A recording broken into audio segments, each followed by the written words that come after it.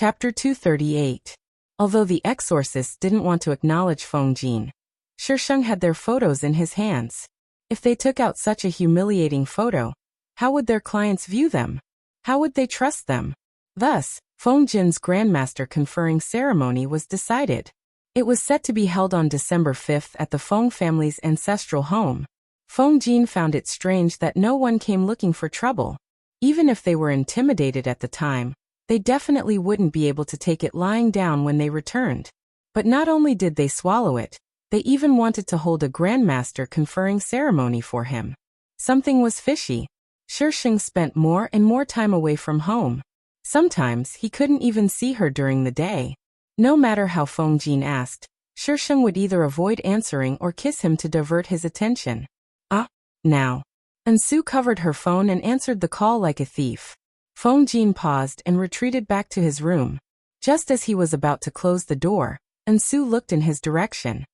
Okay, I'll be right there. I'll be careful. And Sue hung up and went back to her room to grab her bag. Then she tiptoed out the door. Feng Jin grabbed his jacket and followed behind Sue. Because of what happened last time, Shisheng gave his car to Sue when he didn't need it. So Sue drove his car out of the neighborhood. Feng Jin could only hail a taxi and follow behind. The more Sue drove, the more remote the area became. The taxi driver didn't even dare to drive forward. Feng Jin had no choice but to pay more. When the car in front of them stopped in front of a cemetery, the taxi driver dropped Feng Jin off and ran off. Coming to an abandoned cemetery in the middle of the night? She was crazy. Feng Jin knew this cemetery. It was a cemetery from the Republic of China, and had been abandoned for decades. And Sue was already stepping on weeds half her height, and was about to disappear from Feng Jin's sight. He hurriedly followed. The cemetery was trapezoidal, and weeds covered the path. And Sue stumbled along, not knowing whether she was walking on the path or on the graveyard. She had done a lot of things recently, so she was a little braver. She walked up without looking sideways, muttering in her heart, I can't see anything. I can't see anything. When she reached the top and saw a familiar figure, she sighed in relief and jogged over. Ghost Jiejie. Shisheng leaned against a tombstone with a pale face. Her body was slender. Ghost Jiejie. Why is your complexion so unsightly? Did you run into something very powerful this time? And Sue asked anxiously. Seeing her complexion, she immediately went up to support her. Shisheng shook his head slightly. Why did you hide it from Mr. Feng? He is so powerful he can help you. He's human. He's very weak. But you're not omnipotent. And Sue really couldn't understand why she had to shoulder all of this by herself. Who says I'm not? I was just careless today. If you want my life, you'll have to cultivate for another few thousand years. And Sue, you're already like this, yet you still have the nerve to be narcissistic. Female Ghost Jiejie, hurry up and recover. Otherwise, I will go back alone in the morning. Mr. Feng's gaze. It almost stabbed me to death. Mr. Feng could stab her to death with his eyes right now. And Sue suddenly fell silent. Instead, she stared behind her with a terrified expression. Shisheng turned his head to look. Feng Jin stood there quietly. The mountain breeze caused the weeds around him to sway, and there seemed to be an undercurrent surging around him. Shisheng glared fiercely at Sue.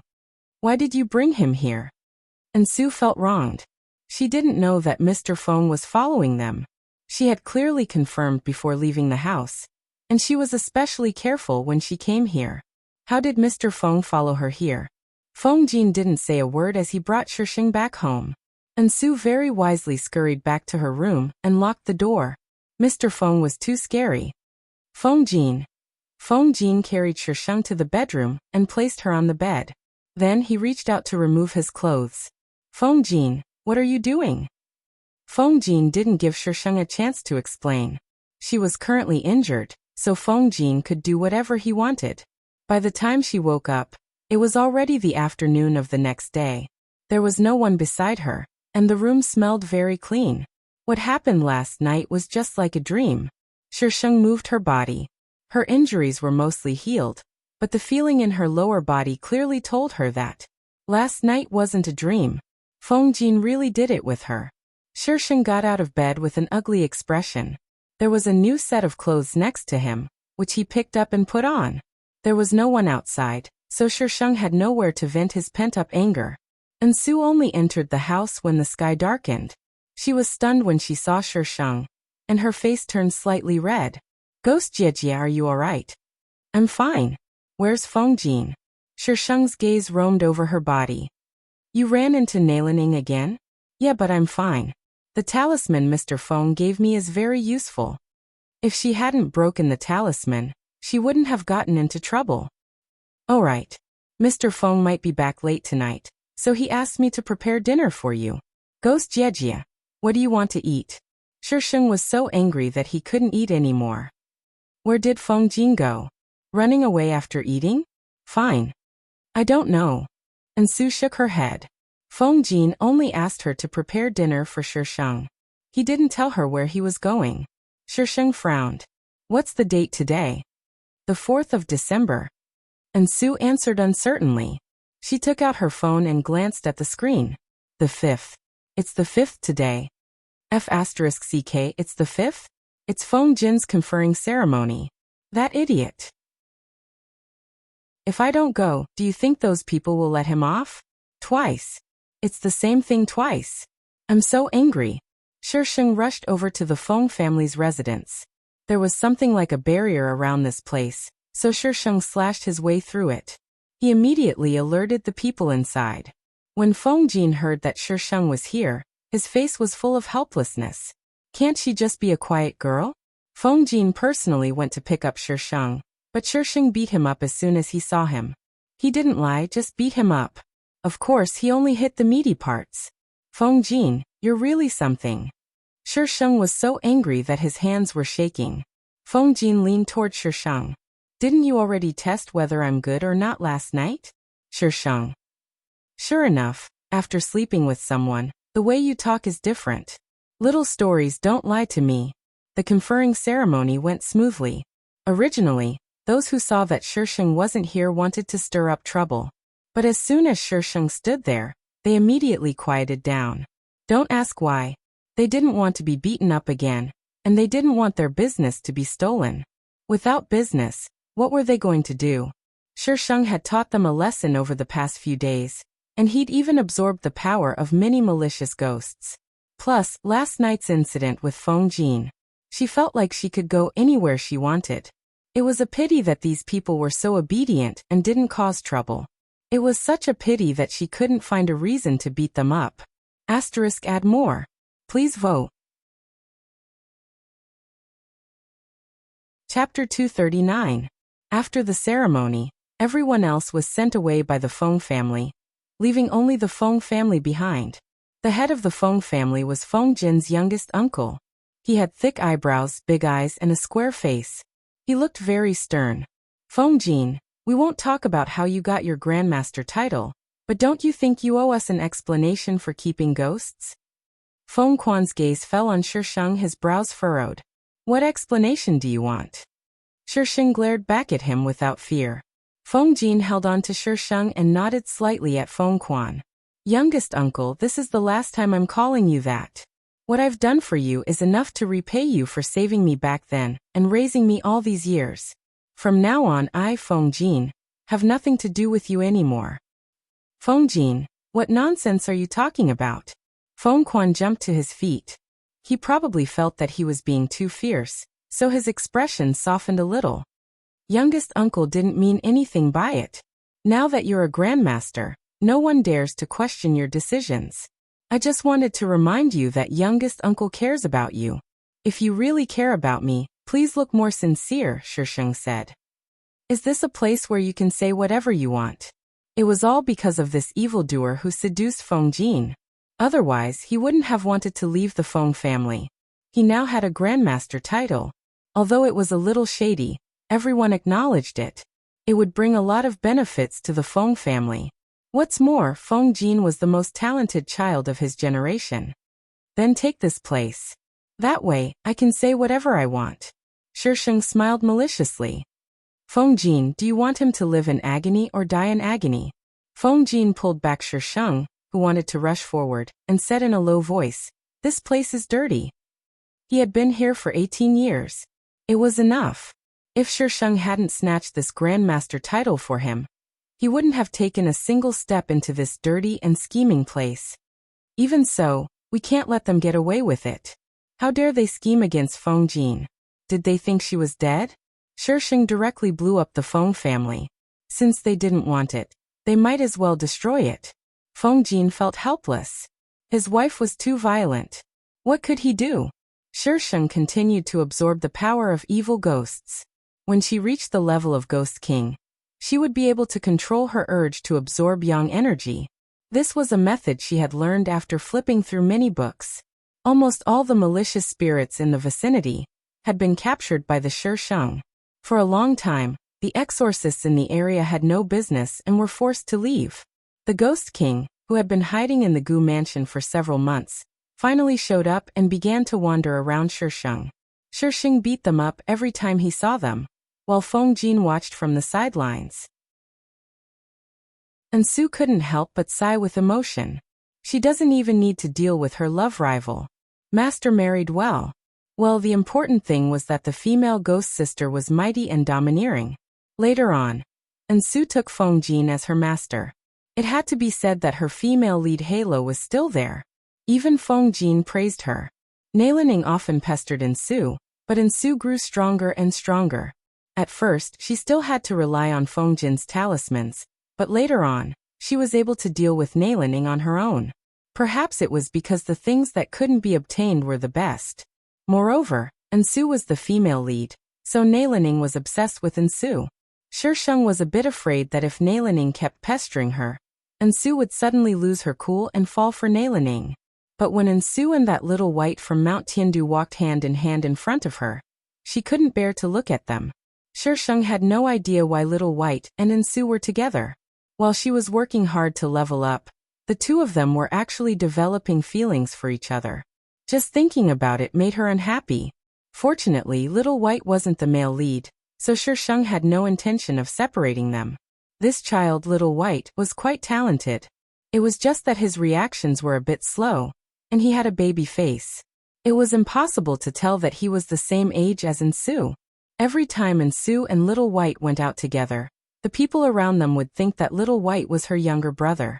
Later on, Su and little white worked together to seal Neilening. Su was severely injured, and when everyone was at their wits' end, Shisheng went into a hospital room and stayed there for a while. When he came out, Su's life was no longer in danger. Since then, Su's worship of Shisheng had reached a whole new level. From time to time, she would bring little white to visit Feng Jin's house and disturb their private time together. Feng Jin abhorred this to the core, but he couldn't do anything about it. After all, his wife was the one who called the shots in their house. He could only show off at night. Feng Jin had always wanted to help Shisheng return to the living world. The things he took from Chimo's villa and the prize from the Exorcist Summit were all props needed for that. You've been preparing for me since then? So you've been secretly in love with me for that long? Shisheng sighed. That's not it. Feng Jin shook his head. I started collecting these things because Neilening wanted to return to the living world. I didn't want him to succeed. Asterisk flips table asterisk, you should at least pretend. Why are you being so honest? At the mention of Neilening, Shisheng asked curiously, what grudge do you have with him? Feng Jin frowned. Why is he going to such great lengths to stop me? After a moment he shook his head. I don't know. I didn't like him the first time I saw him. Plus, as an exorcist, it's normal for me to catch ghosts. I don't believe you. Shisheng rolled his eyes. He could coax Su and little white, but coax her? A smile appeared on Feng Jin's face. He carried Shisheng to the bedroom. Then I'll catch a ghost for you to see. F***ck Feng Jin, that's enough. It's broad daylight. Damn you, let go of me. I'm on my period. Why would a ghost have a period? Feng Jin retorted coolly. Shisheng, you might as well be a human. There are at least 7 days a month. In the end, Shisheng didn't return to the living world. She treasured the time she spent with Feng Jin very much. Although it was chaotic, she still pampered Feng Jin like a little princess. She caught ghosts and fought. She did the heavy chores. Feng Jin wondered if he'd reincarnated into the wrong body. If he hadn't been pampered before, he wouldn't understand how it felt. If it weren't for people seeking death and provoking him, Shisheng would give Feng Jin a lot of face outside. He was the one who made all the decisions, so he wouldn't feel awkward. But if someone dared to seek death, Shisheng would explode at the slightest provocation. Because she was the person he liked, he was willing to let her pamper him. He was willing to pamper her. As death approached, Feng Jin grabbed Shisheng's hand. "Will we meet again?"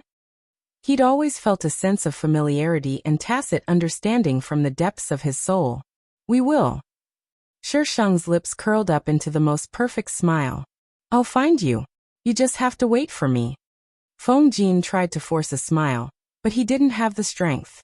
He had to leave the girl he loved the most. And his girl would be waiting for him in the future. Shisheng watched as Feng Jin closed his eyes. He slowly got up and planted a kiss on Feng Jin's forehead. "I'll find you. By the way, my name is Shisheng. More and more. Thank you to the babies who tipped us yesterday. Please check the book reviews and comments section for the list of winners of the Mid-Autumn Festival." Yesterday, a girl named Zimofema joined the group to receive a reward, but the group was giving out other benefits, so you were kicked out. Please add her again when you see her. Chapter 240. The first time I met Ning Ying, we were in a room behind the ancestral hall. Normally, this was a forbidden area that no one was allowed to enter. But today they suddenly told me to come here. They said that from now on, this place would be under their control, and that I had to properly worship the thing inside. Yes, the thing, they said. At that time, I understood that the thing inside was something they didn't like, but couldn't get rid of. So they told me to go. Pushing open the old door, the creaking sound was long and sharp. The room was quite spacious. There was a table with an incense burner, and a jar on it. There was a seal on the jar. The seal was very old. I walked closer to take a closer look. From the faded seal, I could vaguely make out that it was my great-grandfather's handwriting. Great-grandfather, in that chaotic era, he led the family through it peacefully. He was the most recent hero of the family. Just as I looked at the seal, the jar suddenly shook. Cracks appeared on it, and it shattered into countless pieces in front of my eyes. Smoke seeped out of the jar. When the smoke dissipated, a completely naked woman stood in front of me. Her expression was sinister. As soon as she saw me, she pounced on me, as if she wanted to kill me. Naturally, I wanted to fight back. But before I could take out the talisman, she suddenly collapsed to the ground. I held the talisman up and stood in place. At that time, I was probably at a loss. Although she was a ghost, she was a female ghost. Because of the family's rules, ghosts that were raised by the family were either indebted to them or felt guilty toward them. They couldn't be killed. After seeing her naked body, I had no choice but to take her back to my residence. I didn't dare tell others, afraid that they would use it to make things difficult for me. At that time, I wanted to reseal her. She was in a deep sleep and looked very weak. I tried several times, but I couldn't reseal her. Left with no choice, I could only raise her. She didn't wake up until 3 years later. At that time, I was 18 years old and had just moved out of the family residence. I didn't expect her to lose her memories. Apart from remembering that she was called Ning Ying, she didn't remember anything else.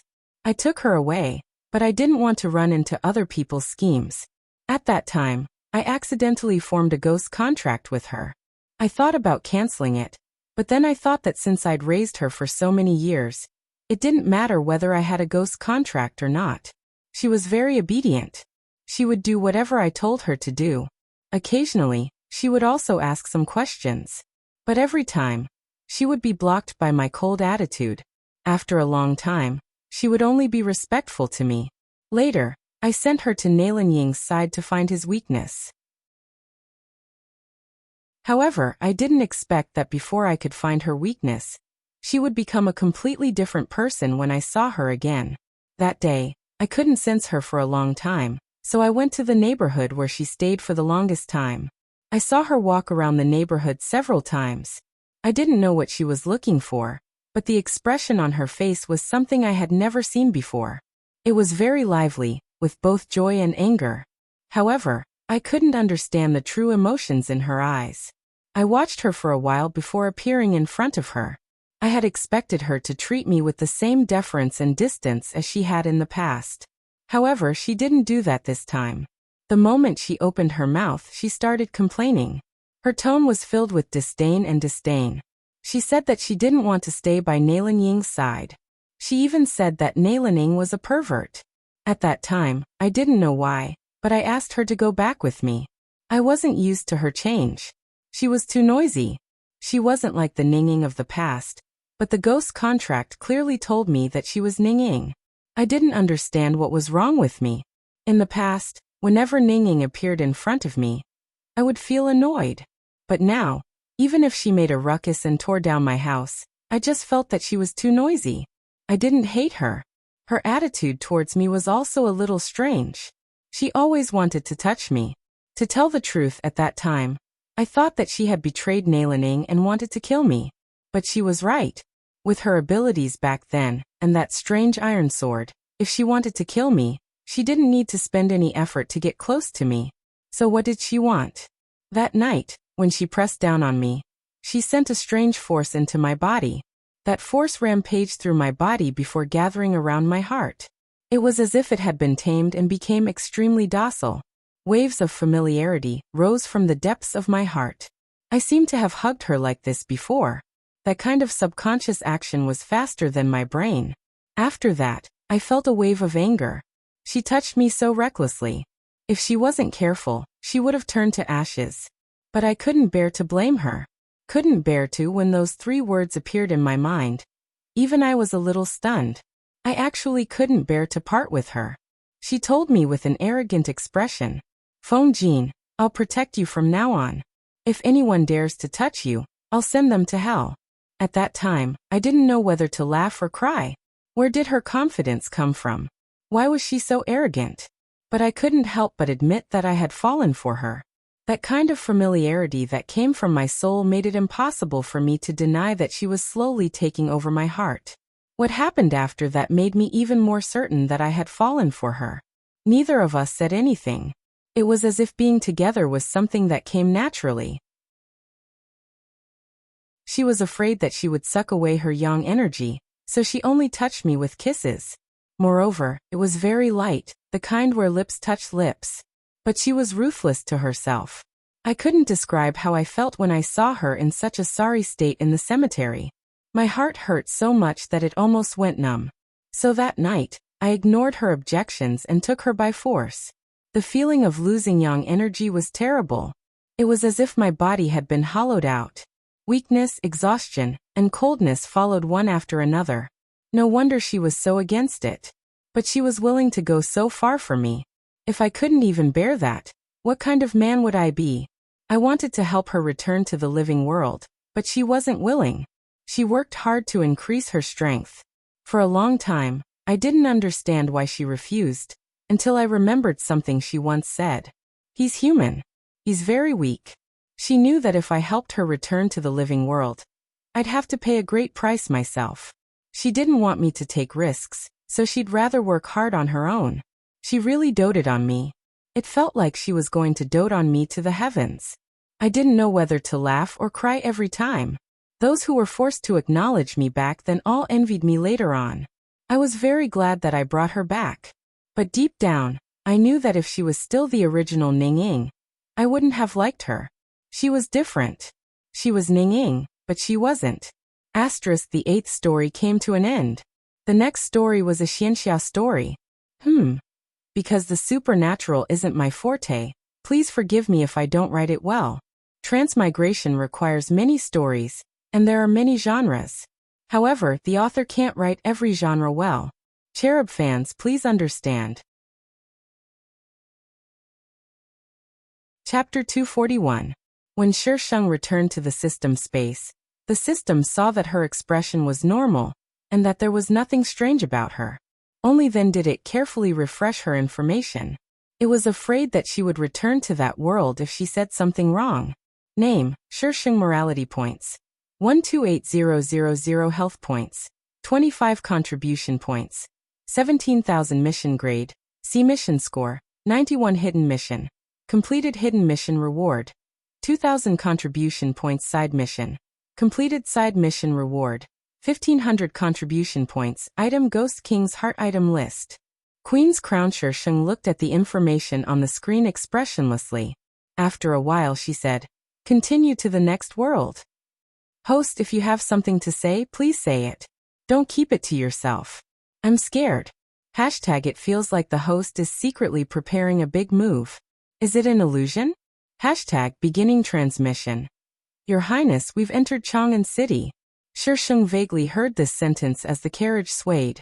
She opened her eyes slightly. Unexpectedly, she was in the carriage again. Next to her sat a delicate girl dressed as a maid. She was about 13 or 14 years old. She lifted the curtain and looked out curiously. Your Highness, Chang'an City looks very lively. Sheng replied before lowering her head to look at her outfit. Damn wedding clothes. Is she getting married? To be called Your Highness, she must be a princess.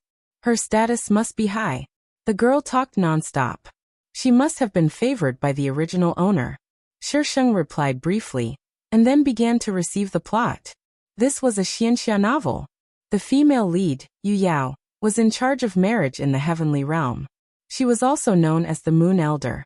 However, the female lead was a little muddle-headed and always pulled the wrong red string. Previously, it was just a small mistake that was corrected in time. However, after the banquet at the Jade Lake, the female lead drank too much of the Queen Mother's wine and returned to the Moon Elder's palace drunk. She remembered the task given to her by the Jade Emperor. She had to pull red strings for God Songlan. She was in a daze and pulled more than 10 red strings for God Songlan. She even pulled her own red string. When she found out the next day, all the red threads were tangled up in a mess.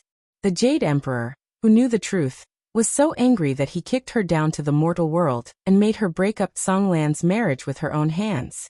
While they were tearing each other apart, the two of them somehow fell for each other. Those women who were randomly pulled by the female lead didn't have a good ending.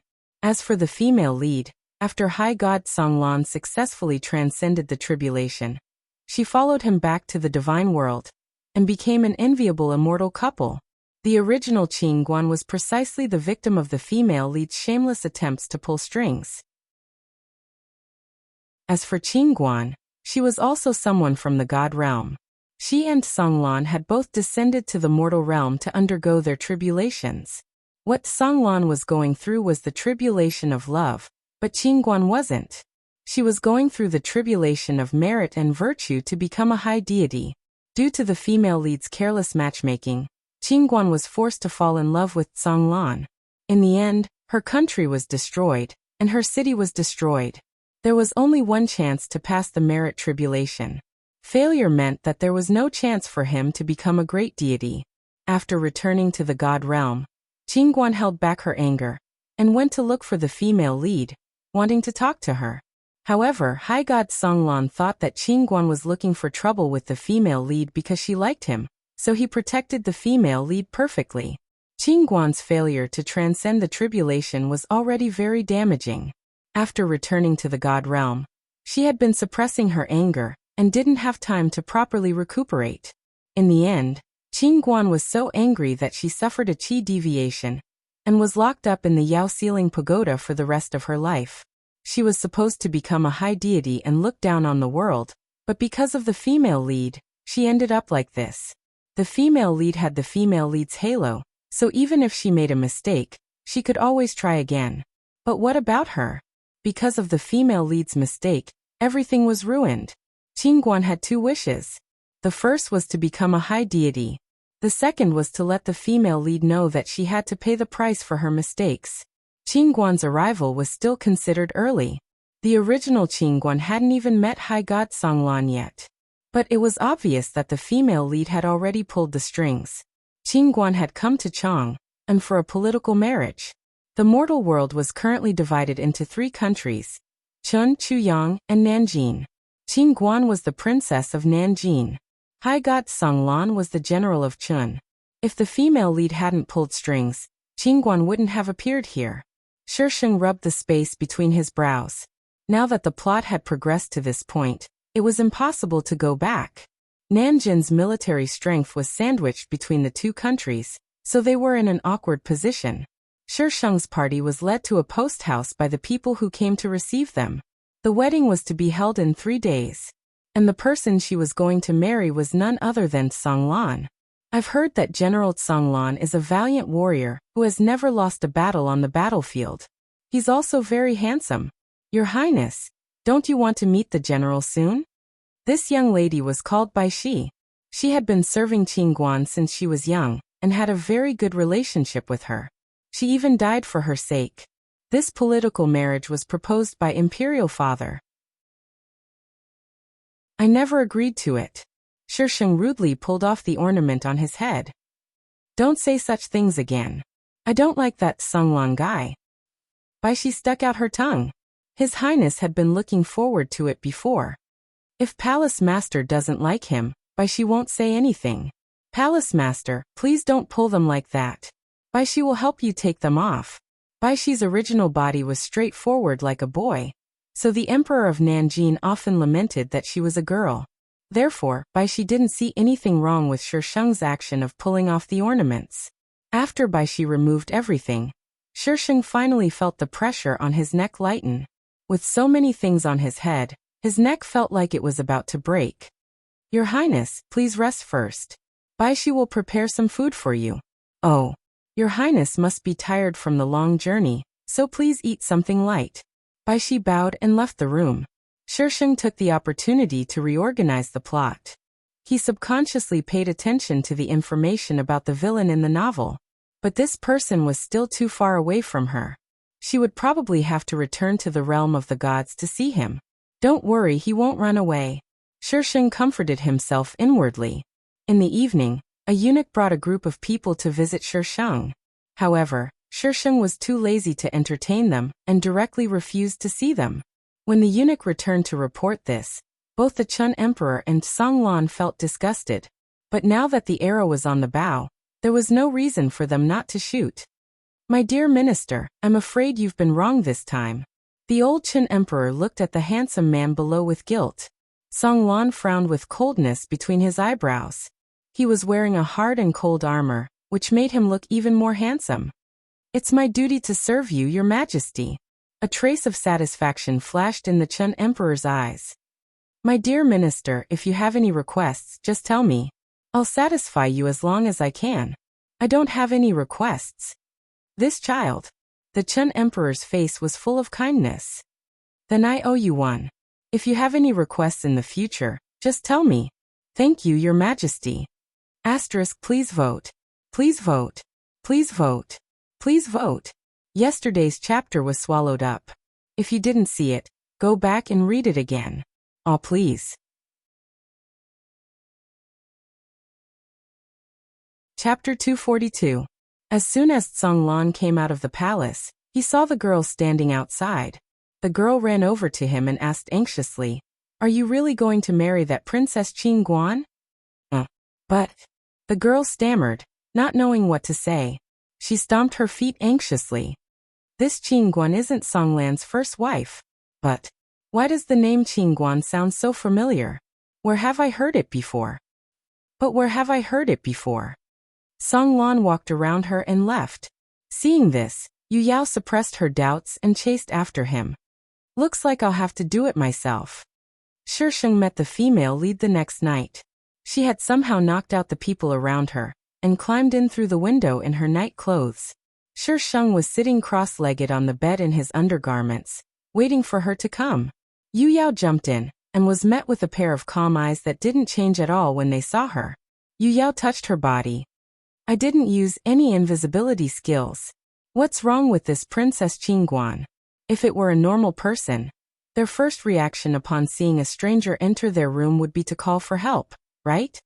Yu Yao had already thought of how to stop her if she called for help, but the other party didn't react at all. Is she blind? Yu Yao tried to move, but the pair of eyes that were looking at her moved as well. She's not blind. Yu Yao felt even weirder. Why doesn't this person react like a normal person? What are you doing here? Shisheng's cold voice interrupted Yu Yao's imagination. I don't want to know what the female lead is thinking. I'm just waiting for her to speak, but she's just standing there for a long time without saying a word. Is she here to see if I'm pretty? The female lead finally reacted and asked curiously, "You know me? This body I'm using shouldn't have anything to do with this woman. How could she know me?" "I'm asking you what you're here for," Shisheng repeated.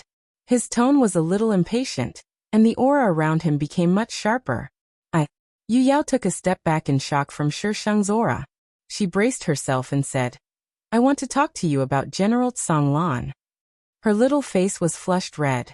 She didn't know if it was because she was scared or embarrassed. "Oh, I don't want to hear it," Shisheng answered coldly. What could the female lead possibly say to her? She must have spoken ill of Tsonglan and wanted her to break off the engagement herself. Previously, the female lead had used the same method to pester Tsonglan. Since this method didn't work, she thought of other ways to scare him. Yu Yao had already prepared a script, but it was useless now. She looked at Shisheng and didn't know what to say. But when she remembered that she was on a quest, she clenched her teeth and said, "Princess Qingguan, look at yourself. You're beautiful and have a noble background. There are all kinds of young talents in the South Jin Kingdom. Why do you have to marry so far away and leave your hometown? You may never be able to return to the South Jin Kingdom and see your family. You climbed into this consort's window in the middle of the night just to praise this consort? Could it be that you like me?" Shisheng had a mocking expression on her face. She didn't even think about how the people of the South Jin Kingdom and the Chen state would view her if she really went back like this. Would they say that she wasn't good enough for Tsonglan? Or would they guess that there was something wrong with her that caused Tsonglan to dislike her? In this era, reputation was more important than anything else, and the number of gossipers was no less than in the modern world. Is the female lead trying to ruin my reputation? Yu Yao was speechless. My main topic is yet to come. Yu Yao felt like she couldn't communicate with this princess. Princess Qingguan, Tsonglan. General Tsonglan actually has a strange habit. He often doesn't wash his face or his feet, and he likes to be rough with women. I'm doing this for your own good. If you really marry him, you'll be the one to suffer. Yu Yao continued to work hard. She had already dealt with so many people before, so she didn't believe that she couldn't handle this one. You're so clear on this. Who are you to him? Shisheng cast a sidelong glance at Yu Yao. The female lead was going all out in order to break up the male lead's marriage. But what she wanted to do was to break up the male lead and female lead CP. I'm just a kind-hearted person who doesn't want to see you all deceived. Yu Yao put on a friendly smile. Don't you think it's ridiculous that you barged in here for a stranger? Do you know what kind of crime it is to be caught? I can just kill you on the grounds of an assassination attempt. Even if someone finds out tomorrow that I'm the princess of South Jin, no one will come looking for trouble with me. The female lead was so reckless. Yu Yao didn't know how the original owner, who had such a good background, ended up in such a state. Yu Yao felt a chill run down her spine. She stared in horror at the woman sitting cross-legged on the bed. The corners of the woman's lips curled up into a mocking and malicious smile, causing Yu Yao's scalp to go numb. I was just being kind. How can you be so unreasonable? Yu Yao gritted her teeth and stared nervously at Shisheng. You climbed through my window in the middle of the night, and you still want me to be reasonable? Shisheng jumped off the bed, and with a flick of his wrist, an iron sword appeared in his hand. Today, I'll show you what it means to be unreasonable. Shisheng swung the iron sword at Yu Yao. Ah! Yu Yao cried out in shock, covering her head as she dodged the iron sword. Shisheng was probably really angry, for the iron sword mercilessly slashed at her. Motherf ****. Instead of sleeping in the middle of the night, you came to I to try and brainwash me. And now you're saying I'm unreasonable. Who's the unreasonable one here? I must have been too gentle just now, making Yu Yao think I'm easy to bully. Yu Yao hadn't expected Shisheng to suddenly attack her. She immediately tried to use her magic. However, every time she tried to form a seal, Shisheng would accurately interrupt her. Yu Yao's body was cut several times, and the room was filled with the faint smell of blood. Princess Qingguan, I'm the young miss of the Prime Minister's estate. You can't kill me. Yu Yao couldn't use her magic, so she was a piece of trash. How could she compare to Shisheng? Who said I wanted to kill you? I was just teaching the assassin a lesson. I'm not stupid. I can't kill her because she has the female lead's halo, but I can cripple her without using my killing intent. Shisheng knew when to stop. He wouldn't kill her, but there would be a lot of blood. It was quite scary to watch. After dealing with Yu Yao, Shisheng went to wake Baishi up. Baishi's face turned pale when she saw the puddles of blood in the room. Your Highness, are you all right? Baishi nervously looked Shisheng up and down. When she didn't find any traces of blood on him, she sighed in relief. But then she was puzzled. How did I fall asleep just now? Fortunately, Her Highness is fine. If something happened to Her Highness, how am I going to explain it to His Majesty? I'm fine. Go wake those people up. Baishi glanced at Yu Yao, who was lying on the ground. It was unclear whether she was dead or alive. Your Highness, please stand outside. The smell of blood here is too strong. Although Baishi was young, she had been through a lot. Otherwise, she wouldn't have been sent to Qin with the original owner. Pleading votes.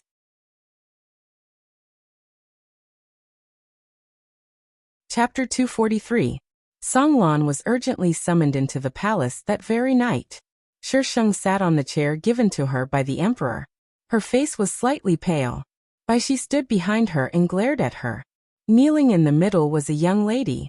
Her injuries had already been treated, and her body was trembling slightly. She bit her lips tightly to prevent herself from crying out. There was another person kneeling beside her, dressed in the Prime Minister's uniform. It was Yu Yao's father. When Songlan arrived, this was the scene he saw. This was the first time he had seen Qingguan. She was wrapped in a snow-white fox fur coat, and her face was the size of a palm. Her delicate eyebrows and eyes looked as if they had been carefully carved. Her eyelashes were drooping and trembling slightly, and her face was pale. It was obvious that she was in shock. Songlan only glanced at her once before he retracted his gaze and looked at Yu Yao, who was kneeling on the ground. She looked even more pitiful. She was only wearing a single layer of clothing. In this weather, she was kneeling on the ground. It must be very cold. Songlan didn't know why, but he couldn't show too much in front of the emperor. He could only suppress the worry that he couldn't explain clearly. He calmly approached and bowed. Your Majesty. The Astro Sovereign was angry. My dear Minister, this is all because of you. Tell me how you want to deal with it. Songlan maintained his composure and said in a faint voice, This humble subject entered the palace as soon as I received the summons. I have yet to understand what happened. Hearing Songlan's words, Yu Yao immediately spoke up. I didn't assassinate Princess Qingguan. She's framing me. How dare you? Astro Sovereign shouted in a low voice. He looked even angrier. The Prime Minister, who was kneeling at the side, hurriedly stopped Yu Yao with his gaze. He kowtowed and said, Your Majesty, please forgive me. It's all this humble subject's fault for not disciplining her properly. Chen Huang grabbed the teacup on the table and threw it at him. Are you not strict enough? If anything happens to Princess Qingguan today, your entire clan won't be able to compensate her. The teacup smashed onto the Prime Minister's body, and the boiling hot tea spilled all over his back. Fortunately, the weather was cool, and the tea wasn't very hot. Yes, I was wrong. Your Majesty, please don't be angry. The Prime Minister kowtowed repeatedly. Shisheng kept her head low, turning a blind eye to the Chun Emperor and Prime Minister who were acting in front of her. Songlan also knew what had happened. Your Majesty, may this humble servant ask Princess Qingguan a few questions? Astro Sovereign looked at Shisheng. Shisheng raised his head slightly and looked at Songlan. That pair of eyes was different from what Songlan had imagined. There was no panic, only calmness, like a lake in the dead of winter. There were no ripples, but it was unusually cold. He heard her say in a steady tone, What does General Songlan want to ask me? Her voice was crisp and clear, but it carried a sense of majesty. Princess Qingguan said that Missen entered the post house to assassinate you. But as far as this subject knows, Missen has been in poor health since she was a child. She's defenseless, and the post house is heavily guarded. How did she manage to enter? Shisheng raised his eyebrows. Are you saying that I've wronged her? I'm just curious. I don't have that intention. Shisheng glanced at the people present. The emperor and the prime minister were pretending to be angry, but in fact, they were just putting on an act for her. Was Songlan going to act with the female lead now that he was here? You're trying to say that this consort invited her to the post house and then framed her, right? Songlan frowned. He hadn't expected Shisheng to be so blunt. Shisheng snorted coldly. This consort has no enmity with her, so why would I frame her? It's easy for this consort to kill someone. Why would this consort choose such a troublesome method? You're jealous of me, Yu Yao suddenly said. She couldn't let this woman pin the crime of trying to assassinate Princess Qingguan on her head. Her heart was burning with anxiety, so she blurted out those words. She regretted it as soon as she finished speaking, but there was no time to regret it now. She could only brace herself and endure. Why would I be jealous of you? Shisheng narrowed his eyes. General Songlan and I are close, but we're just ordinary friends. There's no need for you to target me like this. Yu Yao gave herself a thumbs up in her heart after she finished speaking. It shouldn't matter if I say it like this, right? Oh, why would this consort target you for General Songlan's sake? Shisheng's tone was as calm as ever. Yu Yao was flabbergasted. Why is this woman always so unpredictable? You're going to marry General Songlan. Shouldn't you? But this consort doesn't even know you. How can I target you? His Highness has just arrived in Chang'an City. He doesn't even know Missen, so why would he target her? Missen, on the other hand, came to assassinate His Highness in the middle of the night. Fortunately, His Highness has learned some martial arts. Otherwise, perhaps by now. As Bai Shi spoke, she began to cry. Shisheng gave Bai Shi a look of praise. Now that's a godly assist. Shisheng looked coldly at Yu Yao. Imperial Father didn't send this consort to Qin to be treated like this. Since that's the case, it doesn't matter if we don't get along well with this marriage. I'm sure Imperial Father won't blame this consort. With just a few sentences, Shisheng brought this matter up to a political marriage. The Qin Emperor's expression changed. Qingguan girl, we'll definitely give you an explanation for this. There's no need. This consort has never been treated like this before. Shisheng stood up and looked towards Songlan. Since General Songlan and Missen are in love with each other, this consort won't be the bad guy. Otherwise, outsiders will say that this consort is shameless. I'm not. Yu Yao shook her head. She couldn't explain herself even if she was in the right. Missen, since you like him, you should pursue him boldly. Why resort to such means? Shisheng looked at Yu Yao. His tone was calm, but his eyes were filled with malice. If you don't act, he'll become someone else's sooner or later. Yu Yao wanted to strangle Shisheng. This woman is doing this on purpose, isn't she? Shisheng turned around and bowed to the Qin Emperor. Out of consideration for Miss Anne's infatuation, I implore Qin Emperor to grant General Songlan and Missen their wish. Qingguan girl. Don't worry, Qin Emperor. I'll persuade Imperial Father. She paused for a moment. I didn't agree to this from the start. Since it can be resolved this way, it's a happy ending for everyone. A melon that's forcefully plucked isn't sweet. The Astro Emperor looked at Shisheng and sighed in the end. He was worried that Nanjing and Chuyang would join forces. Since she said that she wouldn't become enemies with Qin over this, he had nothing to worry about. Qingguan girl is so magnanimous. It's truly rare. The Qin Emperor praised her as if she were his own daughter. Shisheng accepted the gift without a change in his expression. However, he still didn't want to let the male and female leads off. Qin Emperor, you must grant them their wish. For Missen to go this far for General Songlan, I can only sigh in admiration. The Qin Emperor looked at Songlan hesitantly. Songlan's expression was indifferent. Yu Yao probably wanted to explain something, but no matter how much her lips moved, she couldn't make a sound. Shisheng had a look that said, if you don't issue an edict today, this matter won't end. Even the Qin Emperor couldn't figure out what this little girl was thinking. Whether the assassination was real or not, they all knew in their hearts. But why was she forcing him to issue an edict to matchmake Songlan and Yu Yao? *3, 500 recommendation votes.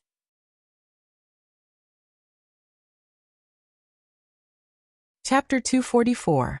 The next day, rumors spread like wildfire that General Songlan's lover had assassinated Princess Qingguan out of jealousy, because she was about to marry him.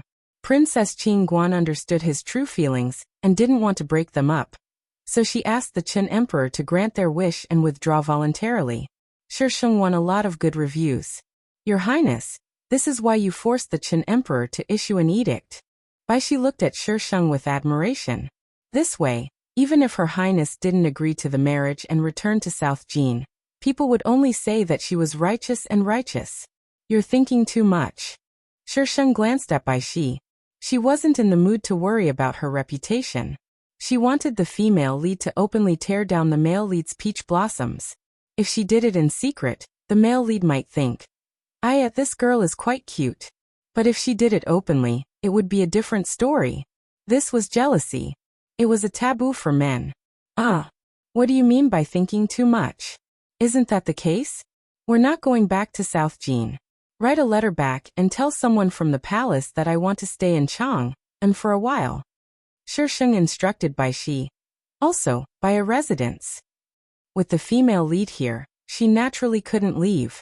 The Prime Minister brought Yu Yao back to his residence. The Prime Minister, who had always doted on Yu Yao, was angry. He ignored her injuries and made her kneel in the courtyard. And Yu Yao, are you trying to drag the entire Prime Minister's residence down with you? The Prime Minister poked Yu Yao's forehead. Look at what you've done. That's Princess Qingguan, the most favored princess of South Jin. What are you doing at her place in the middle of the night? Father, Yu Yao felt wronged. I really didn't want to assassinate her. She's slandering me. You think I don't know your guts? The Prime Minister harumphed loudly, then softened his tone. But you did appear at her place in the middle of the night. This is an indisputable fact. If she insists on His Majesty beheading you, His Majesty will definitely abandon you for the sake of peace between the two countries and the people. Even I can't protect you. Qin had been plagued with natural disasters for the past 2 years. That was why His Majesty wanted to marry her. The most important thing was to prevent South Jin and Chu from joining forces. If the most favored princess of the South Jin kingdom was wronged here, would the South Jin kingdom let the Chun stave off? Father. Yu Yao looked at the Prime Minister. Although he wasn't her biological father, she had always enjoyed the fatherly love that the Prime Minister had given her. She was very touched. Looking at the Prime Minister's helpless face, she couldn't help but feel sad. It's all that Princess Qingguan's fault. Not only did she attack me, she even slandered me. Yu Yao, tell me honestly. Did you offend her in any way? Yu Yao shook her head blankly. She's only been in Chang'an for a day. How could I have offended her? Then why did you go to her place in the middle of the night? Speaking of this, the Prime Minister became angry again. How could a girl run out in the middle of the night? How could Yu Yao say such words? She bit her lip and lowered her head, not saying a word. The Prime Minister frowned as several thoughts flashed through his mind. Yu Yao, you don't really like Songlan, do you? Who likes him? Yu Yao blurted out. The Prime Minister had lived for more than half his life. How could he not tell that Yu Yao was lying? She didn't even know it. The Prime Minister shook his head. Since things were already like this, he could only take one step at a time. The Prime Minister couldn't figure out what Princess Qingguan was planning. Songlan and the Chun sovereign couldn't figure it out either. Unfortunately, the princess was still living in Chun. She even bought a residence and seemed to be planning to stay there for a long time. The annulment of the engagement between Princess Qingguan and General Songlan became a hot topic after meals.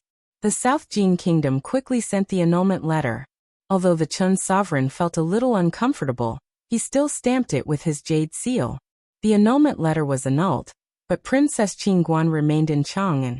No one knew what she was doing there. Songlan and Yu Yao's wedding was set for the 10th day of the second lunar month. It was a day of heavy snow. Shisheng was wrapped in a fox fur coat as he watched the fiery red wedding procession pass through the white snow below. Joyous laughter filled his ears. Your Highness, how much longer are we going to stay here? Baishi asked cautiously. His Majesty's letters were sent to him almost every day. It's still early, Shisheng replied faintly as he leaned against the window. Your Highness, His Majesty is angry that we didn't go back for the new year. That's all the more reason we can't go back. Shisheng turned to look at Bai Shi and said seriously, we'll go back when Imperial Father's anger subsides. Bai Shi was speechless. Your Highness, if you continue being so willful, His Majesty will definitely come for you. Shisheng refused to leave, so Bai Shi couldn't do anything about it.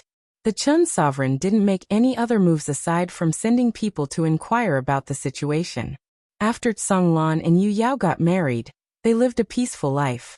However, Tsang Lan still had many suitors. Even after he got married, those girls who were tied to him still threw themselves at him dauntlessly. Spring was warm and the flowers were in full bloom. It was time for an outing. Shisheng had been cooped up in the residence for so long that he was starting to get moldy, so he was forced to come out for an outing by Bai Shi. A few beautifully dressed girls saw the luxurious and exquisite carriage coming towards them from afar. The carriage was covered with a thin veil with bells hanging from it, jingling as the horses galloped. One of the girls pointed at the carriage and asked curiously, "Isn't that Princess Qingguan's carriage? Why is she here too?" "Shoo, keep your voice down. I heard that this princess is not only petty, but also very vengeful." The others looked curiously at the girl in blue. "Who did you hear that from?" Blue lowered her voice. "I saw it with my own eyes. Last time, the Minister of Personnel saw Princess Qingguan and wanted to take liberties with her. But, what happened? Hurry up and tell us. Don't spoil our appetite." Blue's voice became even quieter. "She crippled him. I heard that the Minister of Personnel came to talk to her, but she had him beaten up." "That can't be." The girls covered their mouths, their faces full of shock. "This is Chun, not South Jin. How can she be so arrogant? Doesn't His Majesty care?" Blue shook her head. "How can he care? So many people saw Princess Qingguan being taken liberties with. If this matter really gets out, that minister will probably lose his life. Why is she so precious?" Someone said sourly. "She was just taken liberties with. Yet she wants to take his life. That's too vicious." "That's right. None of our princesses are like her. She's the princess of South Jin, and the most favored one at that. If something happens to her in Chun, it's not just a country's problem." Shisho stopped talking. "It's coming." Blue hurriedly signaled for the others to shut up. The others quickly shut their mouths and stood to the side, watching the carriage with different expressions as it approached. Gangwon thanks to Cherub for the tip.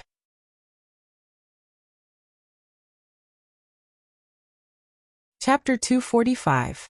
The carriage stopped not far from them, but no one came down. They waited for a while, but when they saw that no one came down, they looked at each other and pretended not to see anything. They went their separate ways. Shisheng leaned against the carriage and closed his eyes to rest.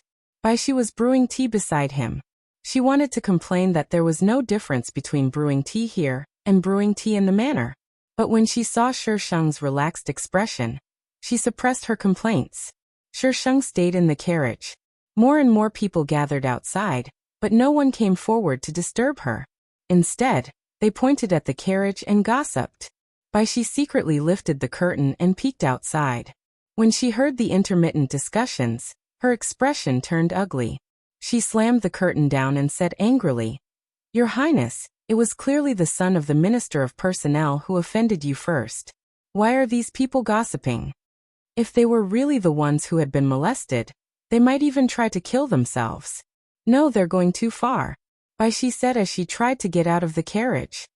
"Let them talk," Shisheng said indifferently. "There are too many people who are jealous of me. It's not worth wasting my time on them." Bai Shi's anger suddenly deflated like a balloon. "Your Highness, can you be any more narcissistic?" Just as they were talking, there was a sudden scream outside. Bai Shi immediately lifted the curtain and looked outside. She saw splashing water from the lake in the distance and said in surprise, "Hey, someone fell into the water. Let's go down and take a look." Hearing this, Bai Shi immediately helped Shisheng down. The people who had been pointing at the carriage earlier were now gathered by the small lake and craning their necks to look into the lake. Shisheng used her status as a princess to easily enter the lake. The people around her consciously distanced themselves from Shisheng, so there was a vacuum around her. Shisheng was happy. No one would complain about the spacious area. At this moment, two people were struggling in the lake. One was the female lead, and the other was the girl in the blue dress who had spoken earlier. The two of them sank in the lake, and the people on the shore rushed to save them.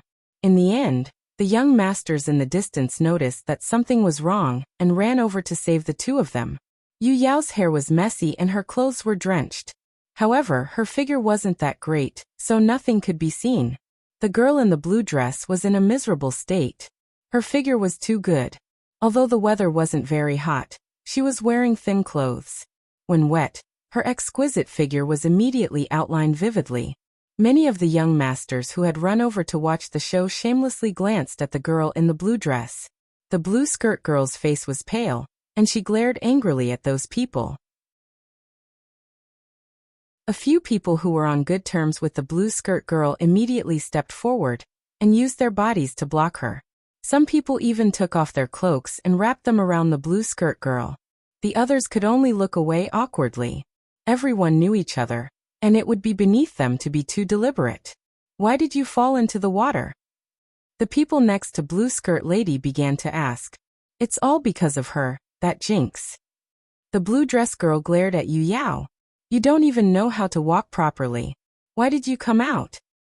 I didn't do it on purpose. Yu Yao glared back, unwilling to be outdone. Didn't I go down with you? You still think you're in the right. The blue dress girl frowned. I think you did it on purpose. I didn't. Yu Yao really didn't do it on purpose. Who knew that she would fall? She just happened to be next to her. The road over there is so wide, but you didn't walk. You just had to walk in my direction. If you didn't do it on purpose, then what did you do? The blue dress girl's IQ was probably online, as she spoke very eloquently. The female lead loudly defended herself, but no one spoke up for her. She seemed a little pale. She was married to Tsonglan, the prince charming in the hearts of all the women in Chang and city. If they didn't target her, who else would they target? As the two of them talked, they suddenly started to fight. Shisheng counted silently in his heart. If the female lead and the supporting female lead fell into the water, the male lead would definitely appear. He would either help the female lead or the supporting female lead. Slap. Yu Yao slapped the blue dress girl in the face. Shisheng counted down the last number in his heart. General Tsong. Someone called out in a low voice and automatically stepped aside to make a path. A tall and handsome figure quickly walked over from the distance. However, he wasn't looking at Yu Yao. Instead, he directly picked up the blue dress girl. Songlan. Yu Yao panicked and raised her hand. I escort the madam back to her residence. Songlan ordered indifferently, then left with the blue dress girl in his arms. The blue dress girl wrapped her arms around Songlan's neck and raised her eyebrows at Yu Yao smugly when Songlan couldn't see her. Yu Yao was so angry that her face alternated between green and white. However, when she turned her head, she was met with Shisheng's mocking smile. She suddenly felt a surge of anger in her heart. Madam Tsong, why are you looking at Her Highness like that? You don't even salute Her Highness when you see her. Is this how Chen teaches you? She spoke sternly. The first sentence was directed at Yu Yao, but the second sentence was directed at the others. Being suddenly dragged into this matter, those people glared at Yu Yao angrily. Then they reluctantly saluted Shisheng. Greetings, Princess Qingguan. Princess Qingguan was the princess of South Jin, and they were the children of Chen's great families. If they were to be criticized here and word got out later, they would be the ones to lose face. Shisheng didn't respond, and those people didn't dare to rise. Yu Yao froze in place. She probably didn't want to salute, but the people around her kept glaring at her. Yu Yao felt very wronged. Why do I have to suffer here? I'm an immortal, you stupid mortals. Since that's the case, you can all stand here with Madame Tsong. Shisheng smiled maliciously. You were disrespectful to this princess, but I'm already being merciful by not reprimanding you. There's no need to thank me. The group looked at each other. Rumors had it that Princess Qingguan was arrogant, despotic, and unforgiving. They'd thought it was an exaggeration, but today, it seemed to be true. Just because Yu Yao didn't salute, they were all going to be punished. They couldn't afford to offend Princess Qing Guan, so they could only add their hatred to Yu Yao. Shisheng didn't give Yu Yao a chance to back out. He turned around and got into the carriage, lifted the curtains, and said to the people outside, "Just stand here for 2 hours. If anyone leaves first, this princess will wait for you in the throne room. Now that I have the chance to torment these gossipers, I won't let it go. I'm a very vengeful person. Too bad I'm not the princess of Chun. Otherwise, I'd make them kneel." The innocent crowd was speechless. "We're just onlookers. Why do we have to be punished too?" Standing by the lake for 2 hours was simply torture for these young masters and young ladies. They'd heard that a few of those with weak bodies fell sick as soon as they returned home. They'd had a fever and a cold. Shisheng had even sent people to deliver tonics, and told them to exercise more.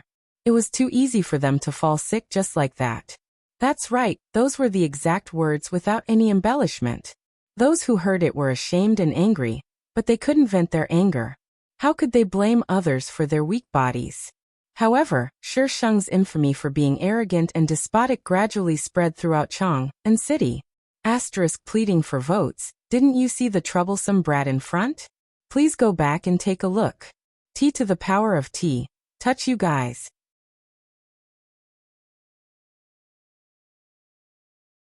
Chapter 246. After Yu Yao returned, she also caught a cold. However, the closer Song Lan got to that girl in the blue dress, the more irritable Yu Yao got.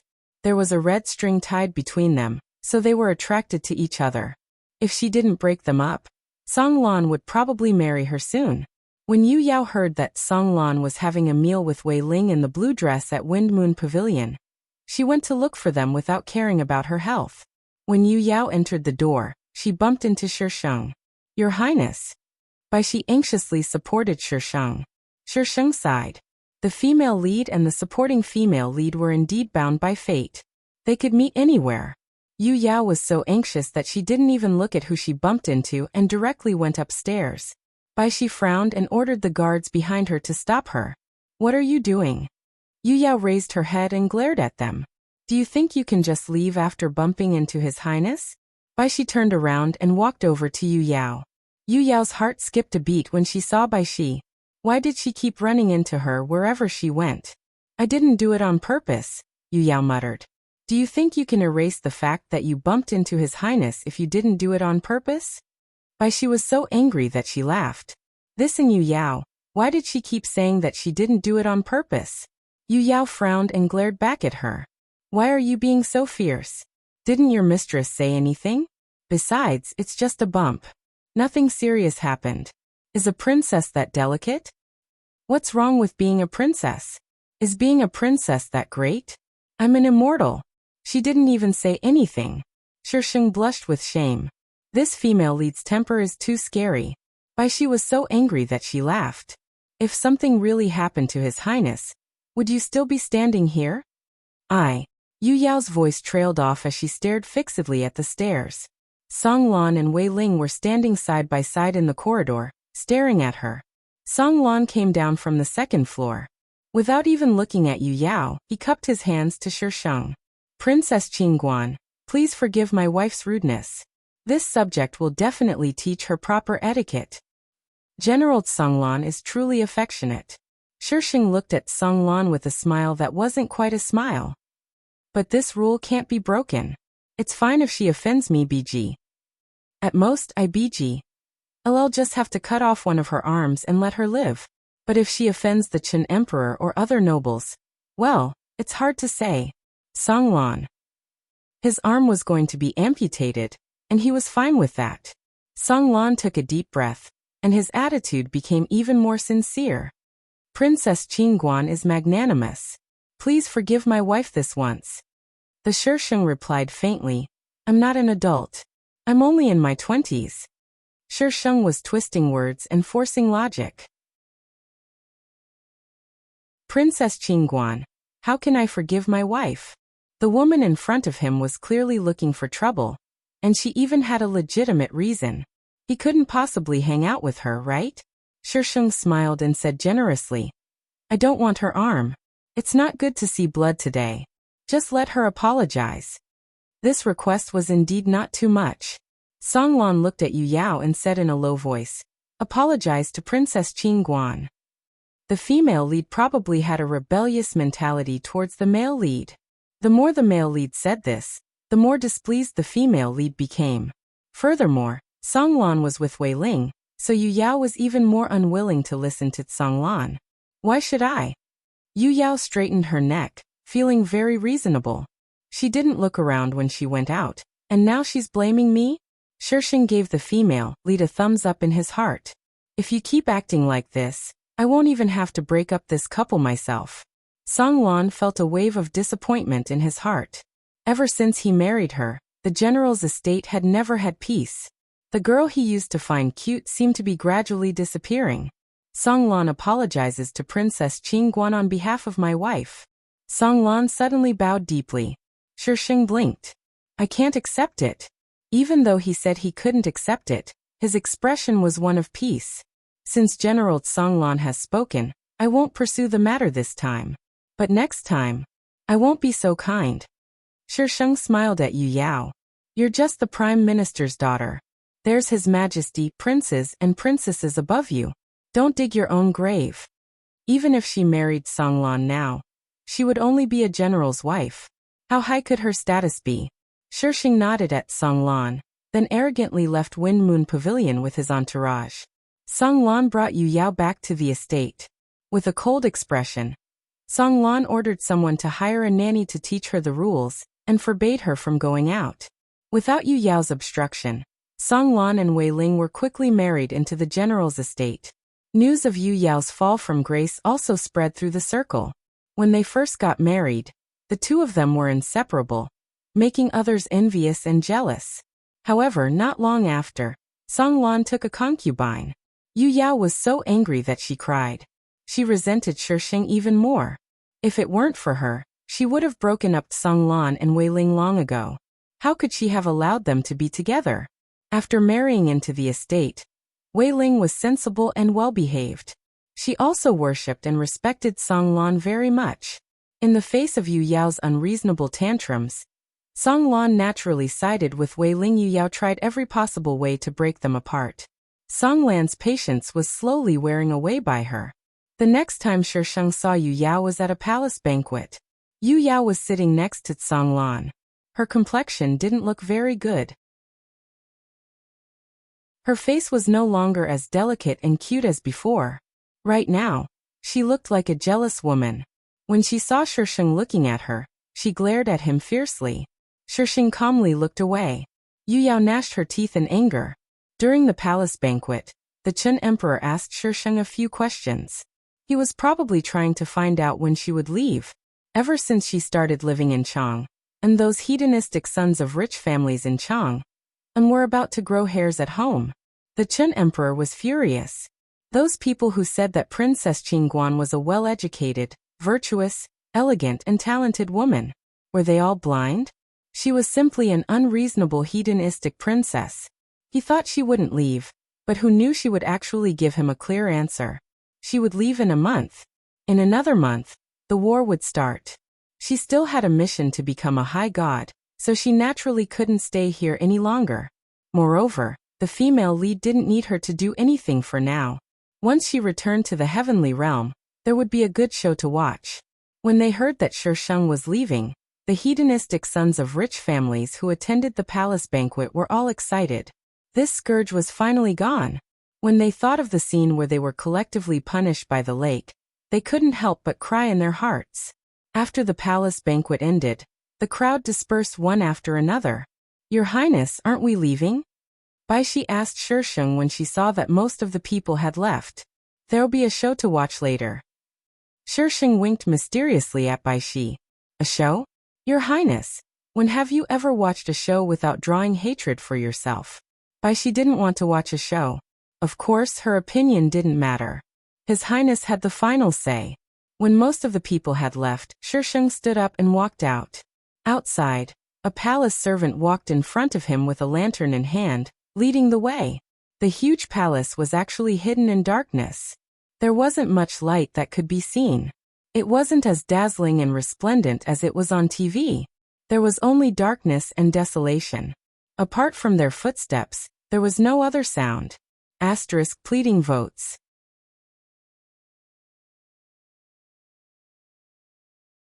Chapter 247. I know it's a bit abrupt, but I don't have to. Intermittent voices came from the front. The palace servant leading the way slowed down a bit, probably not knowing whether to continue forward or stop. There were some things that couldn't be heard here. Shisheng didn't stop, so the person in front had no choice but to brace himself and walk forward. The voices gradually became clearer. Your Highness, why are you so stubborn about this subject? We've known each other since we were young. Songlon Gij, I thought you understood me, but you married in Yueyao, the woman sobbed softly. People who were drawn by red strings couldn't help but fall in love with each other. Although Songlon was somewhat conflicted, he couldn't resist the power of red strings. Don't cry, princess. I've let you down. Songlon Gij, marry me. I don't care about status. As long as you marry me, I'm willing to be your concubine. Shisheng's footsteps paused as she listened to the conversation. The palace servant leading the way was forced to stop and pretend that he was deaf and couldn't hear anything. The one confessing to Songlon was the youngest 9th princess of Chun. She was also one of the more pitiful ones. Back then, in order to separate the 9th princess, the female lead schemed to marry her off to the distant Triong kingdom. Later, when the war broke out, the 9th princess had a miserable life there. The 9th princess cried as she recounted her childhood memories. In the end, she confessed with deep feelings. Songlon struggled for a while, but in the end he agreed. Shisheng felt like he had entered the wrong plot. This was developing into a harem of stud men. What are you doing? Yu Yao's voice suddenly rang out, followed by the crisp sound of a slap and the 9th princess's scream. And Yue Yao? Songlon reprimanded sternly. She even dared to hit a princess now. Yu Yao only realized she had been impulsive after hitting them. When she saw them hugging each other just now, she couldn't control herself. This matter was quickly reported to the Qin emperor. If Qingguan was the most favored princess of South Jin, then the 9th princess was the most favored princess of Chun. How could the Qin emperor delay the matter when his precious daughter was hit? He immediately summoned the matter to the throne room. As an outsider, Shisheng naturally couldn't go and watch. However, it was said that Yu Yao had been beaten and the Astro Sovereign had also ordered the 9th princess to be betrothed to Songlon. Although Yu Yao was not stripped of her position as the official wife, the 9th princess was on equal footing with Yu Yao. The day Shisheng left Chang, and was the day of 9th princess's marriage. The war between the three kingdoms was soon ignited. The Shisheng led his troops into battle. She had seen Songlon once on the battlefield, but before she had the chance to fight him, she never saw him again on the battlefield. It was only when she led the army into Chang, and that she found out that Songlon was dead. The cause of death was the plague. Songlon had failed his tribulation. Shisheng led the South Jin kingdom, and took 3 years to conquer the world. On the day the emperor of the South Jin kingdom ascended the throne, an auspicious sign descended from the heavens and golden light shone on the South Jin kingdom palace. The next day, Princess Qingguan passed away and her palace made by she was buried with her. The deepest impression Princess Qingguan had left in most people's hearts was his words were unpleasant, his attitude was arrogant, his character was arrogant, his temper was irritable, and he was hard to get along with. But they couldn't deny that she did have the ability to do so. Background, appearance, talent, martial arts, and strategy, she didn't lack any of these. Many people sighed and sighed at the early death of such a princess. Shisheng returned to the heavenly realm. Qingguan was the second generation of a god. Her parents were both ancient gods, but they had already fallen. She lived alone in Verdant Palace. On the day she returned to the heavenly realm, people came to congratulate her. She was the 4th high god of the heavenly realm. This was a joyous occasion, so of course they would come to suck up to her first. The Jade Emperor's decree soon arrived. First, he congratulated her on her ascension to high god. Then, he told her that a celebration ceremony would be held in 3 days. This was all part of the heavenly realm's protocol. Even if Shisheng didn't want to, he couldn't refuse. After that, Shisheng didn't bother to deal with those who came to visit and directly closed Verdant Palace. Those people were rejected and could only leave in embarrassment. She was now a high god. They couldn't afford to offend her. 3 days later, Shisheng arrived at the venue where the ceremony was to be held. Qingguan rarely left Verdant Palace. She spent most of her time in seclusion, so most people in the heavenly realm had only heard of her name. The number of people who had seen her could be counted on one hand. Qingguan didn't wear the white clothes that high gods wore to show off their celestial aura. Instead, she wore a dark green dress. As soon as she walked in, she was like a drop of ink on a piece of white paper, very conspicuous. Before she even got close, she could already hear many people whispering, "That's High God Qingguan? She's so beautiful." They used to say that High God Qingguan didn't step out of Verdant Palace because she was ugly. I really believed them. What high god? She's now a high god. She's on the same level as the Jade Emperor. Someone next to him immediately corrected him. High God Qingguan's mother was once the #1 beauty in the heavenly realm. Her father was a dragon among men. He was extraordinarily handsome. How could High God Qingguan be ugly? That's what people say. High God Qingguan doesn't leave Verdant Palace. Who knows what she looks like?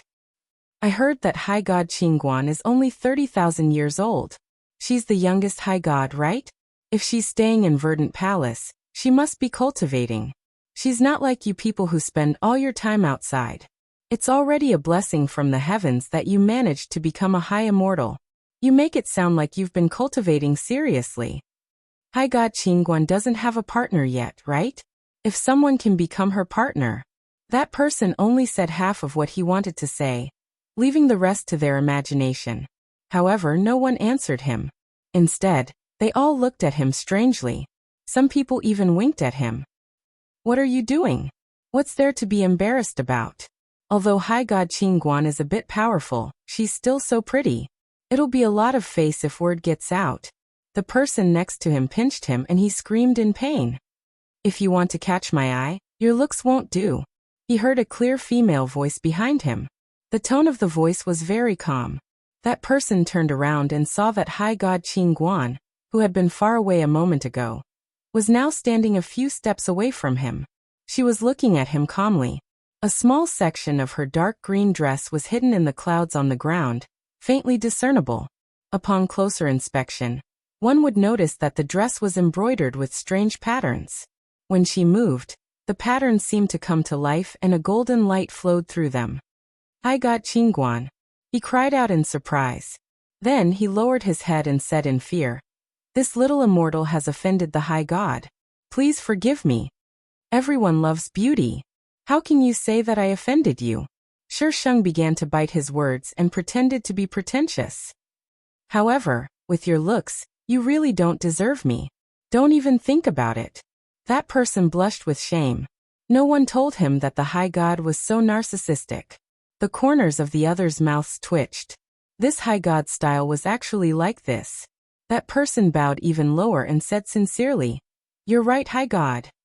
Shisheng stopped looking at him and looked ahead. The Jade Emperor and the Queen Mother were sitting at the top, dressed in their golden dragon robes. Shisheng immediately saw Songlan sitting to the Jade Emperor's right. After changing into a spotless white robe, Songlan immediately looked cold and elegant, making him look like an ascetic Prince Charming. Shisheng's lips twitched into a smile. * pleading votes.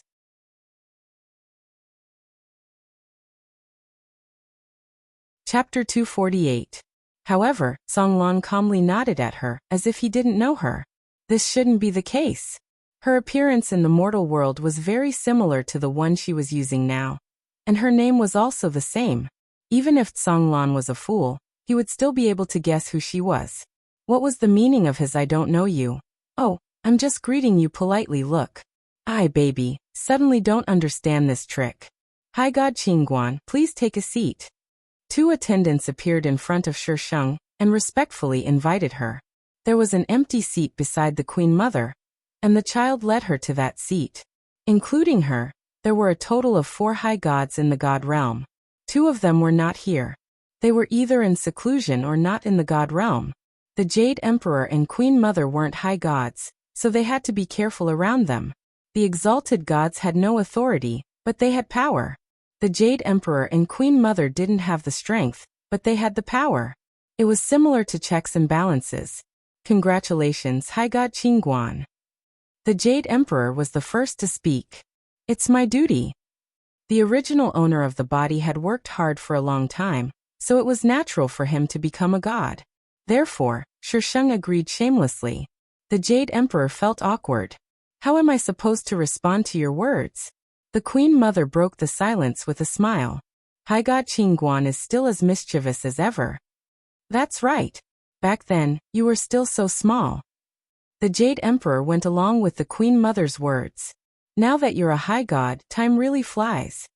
It's only 30,000 years. It'll be over after a few rounds of closed-door cultivation. What's so fast about it? Shisheng continued to show off.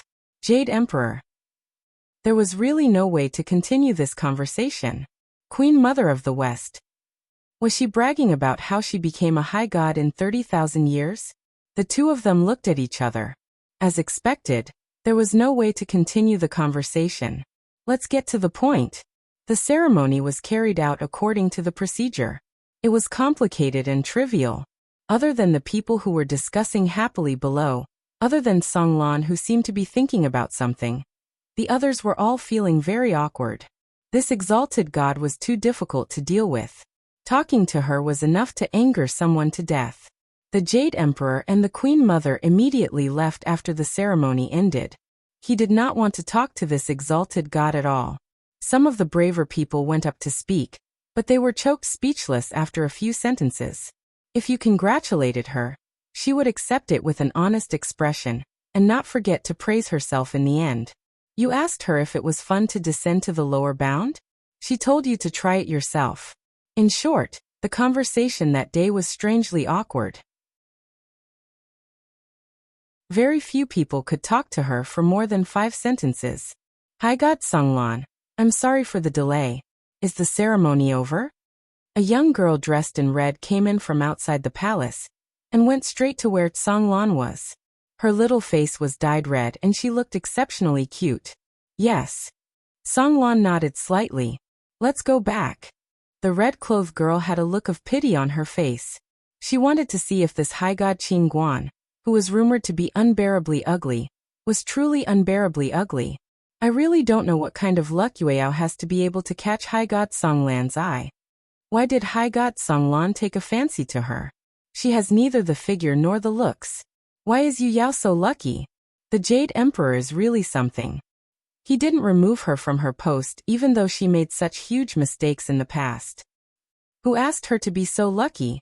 Shisheng looked in the direction of the female immortal's discussion. The red-clothed girl was skipping along beside Songlan. A red and a white figure slowly walked over from the front. Shisheng listened for a while longer before he could make out the gist of it. Songlan had suffered from melodramatic amnesia, but he actually remembered Yueyao. What's more, it was different from his real memories.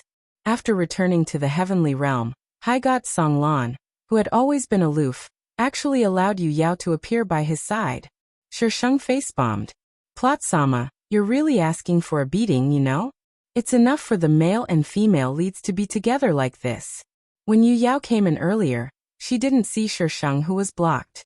Now that she came out, she could see him. When Yueyao saw Shisheng, she was stunned. It's you. Yueyao was wondering why the name Qingguan sounded so familiar. It turned out that she was the high god Qingguan who was rumored to be too ugly to show her face. It was also because of this rumor that Yueyao didn't think of her as high god Qingguan. The surroundings suddenly quieted down. Countless pairs of eyes looked at the three of them. The words gossip, come and watch, were written all over their faces. The more Yueyao thought about it, the more she felt that something was amiss. Did she know my identity long ago when she targeted me back then? Did you do it on purpose back then? Yueyao was an impulsive person.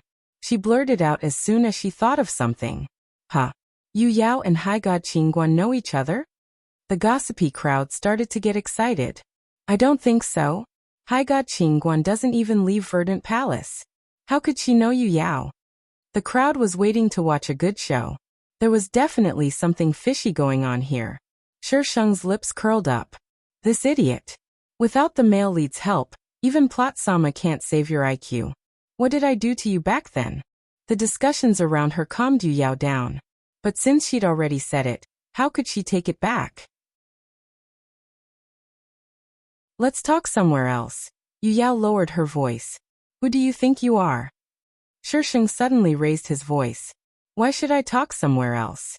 A trace of panic flashed across Yu Yao's face. Why is this woman so hateful? I got Song Lan. Yu Yao suddenly hid behind Song Lan. Sheng seemed to hear a voice in his head. Congratulations to the female lead for activating the White Lotus skill. Sheng looked at Song Lan gloomily. My dear male lead, you must hold on. If you continue to be unreasonable, I'm not sure if I'll go on a killing spree. Obviously, the male lead didn't hear Sheng's inner thoughts. He immediately shielded Yu Yao behind him. Yu Yao just wants to talk to you. Why do you have to be so fierce? Sheng sneered. She wants to talk to me? What does she want to talk to me about? She didn't do it on purpose when she pulled the wrong red string? She didn't do it on purpose when she almost caused me to fail my tribulation? Didn't you fail your tribulation? Yu Yao retorted indignantly. Is it my fault that I didn't fail my tribulation? You starved to death because you didn't eat, yet you're blaming others for not preparing their food? My dear female lead, it's very dangerous for you to have such thoughts. Yu Yao's face paled. That's not what I meant. I haven't even settled the score with you yet, but you've already delivered yourself to my doorstep. Let's settle this score today. This time, Yu Yao was truly panicking. She regretted her impulsive actions just now. Although Song Lan had lost his memory, his intelligence was still intact. Seeing that Yu Yao's reaction wasn't right, he asked, Yu Yao, what's going on? Yu Yao herself didn't know why she had pulled High God Qingguan's red string to Song Lan. Sheng sneered. If you can't explain it clearly, I'll help you. As the Moon Elder, you're in charge of marriage in the 3 realms, but you're careless. Because of your mistake, I almost failed my tribulation. Asterisk, tipping and updating. Thank you to you Qianzi, Cherub for tipping. Please vote.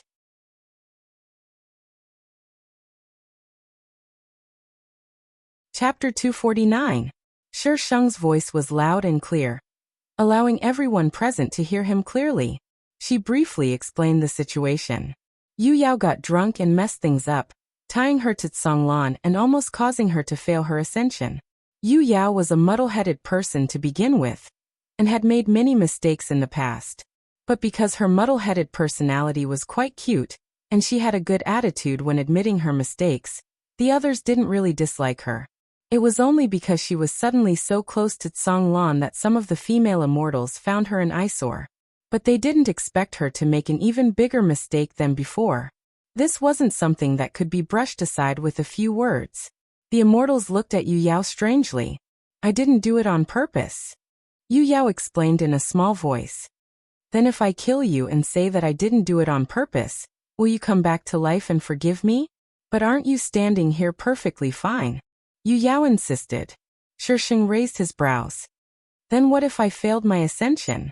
What would you say? Say that I'm not worthy of becoming an exalted god, and that's why I failed my ascension. Isn't that your fault?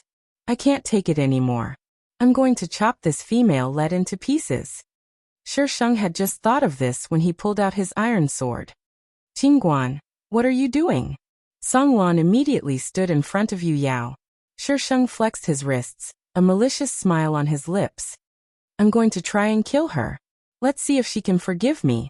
Yu Yao trembled in fear. She was just a minor immortal. How could she be a match for an exalted god?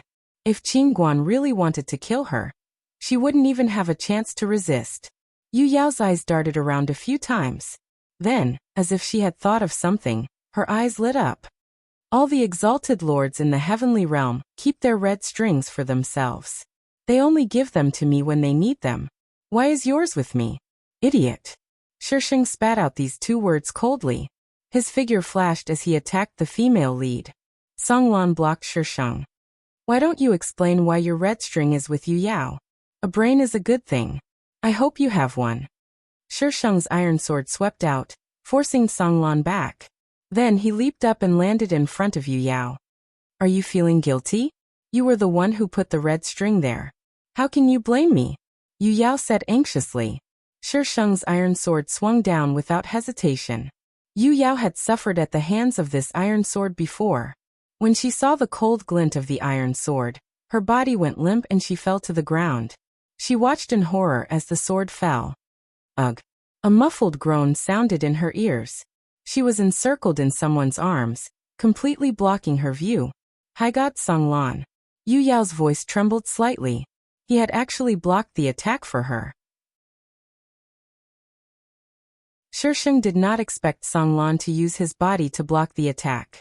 He was stunned for a moment, but he still pulled it out and continued stabbing. Sending yourself to my doorstep for me to kill. It's impossible for me to be merciful. Shi Sheng's ferocious appearance caused the onlookers to be flabbergasted. Heavens, this High God Qin Guan is too ferocious. Why isn't High God Songlan fighting back? They had never seen two High Gods fight before. High God Songlan, don't just stand there. Get up. Fight back. No matter what the onlookers thought, Songlan did not resist. Songlan's clothes were dyed red with blood, but he simply held Yu Yao in his arms and protected her from Shi Sheng's attack. Shi Sheng wanted to cripple him, but with High God Songlan's strength he was able to protect the important parts of his body, so he wasn't seriously injured. Shi Sheng suddenly frowned and stopped. Songlan turned around and looked at her coldly. Have you vented your anger? No.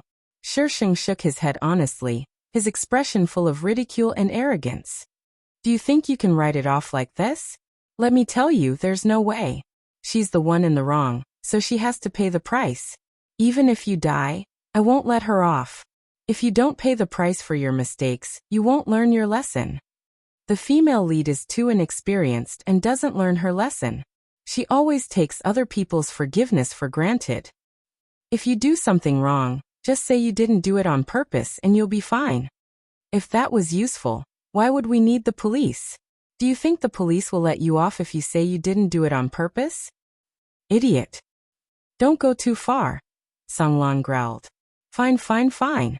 I'm going too far, as long as you're happy. But I don't want to let her off. What can you do about it? Shi Sheng's lips curled into an arrogant smile. Qingguan, don't forget that I'm also a high god. Songlan's tone was laced with threat. Shi Sheng acted as if he didn't hear Songlan's words and replied indifferently, so what? You're a high god and you're awesome. Do you think you're invincible just because you've been called a high god for a few years? Idiot. Shi Sheng's fearless and condescending attitude caused Songlan to be so angry that he couldn't speak. The Jade Emperor and Queen Mother have arrived. Someone shouted from outside the hall. The onlookers immediately straightened their attitude and lowered their heads to respectfully welcome the Jade Emperor and Queen Mother. As soon as the Jade Emperor entered, he saw Songlan half kneeling on the ground. His back was covered in blood, and he was protecting Yu Yao in his arms. Shi Sheng was holding a sword that was still dripping with blood. His expression was arrogant and evil. The Queen Mother turned pale with fright. What's going on? Everything was fine when we left. Why are they fighting all of a sudden? And High God Songlan is being bullied to this extent. High God Qingguan, what are you doing? The Jade Emperor tried his best to keep a straight face, but his heart was crumbling. Both of them are high gods. Neither of them should be offended. Settling a personal grudge, Shi Sheng replied calmly. The evil aura around him receded and he regained his calm. Personal grudge. The Jade Emperor choked. Someone come out and tell me what's going on. The Jade Emperor looked at the immortals standing closest to him. The Jade Emperor couldn't afford to offend the two high gods, but he couldn't afford to offend three either. No four. The Jade Emperor's glare left him with no choice but to grit his teeth and tell him what happened. After he finished, he shrank back into the crowd, afraid that someone would cause trouble for him.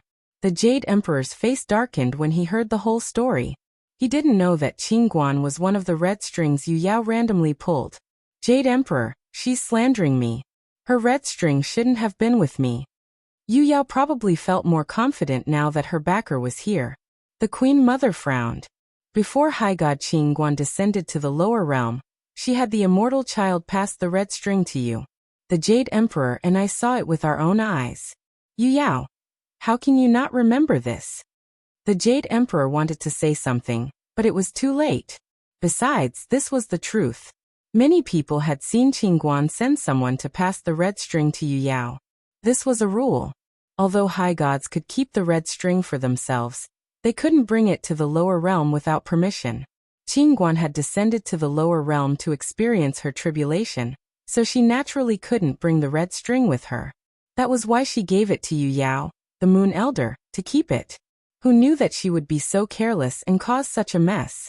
Asterisk, tipping and updating. Thanks to Cherubu Qianzi for tipping.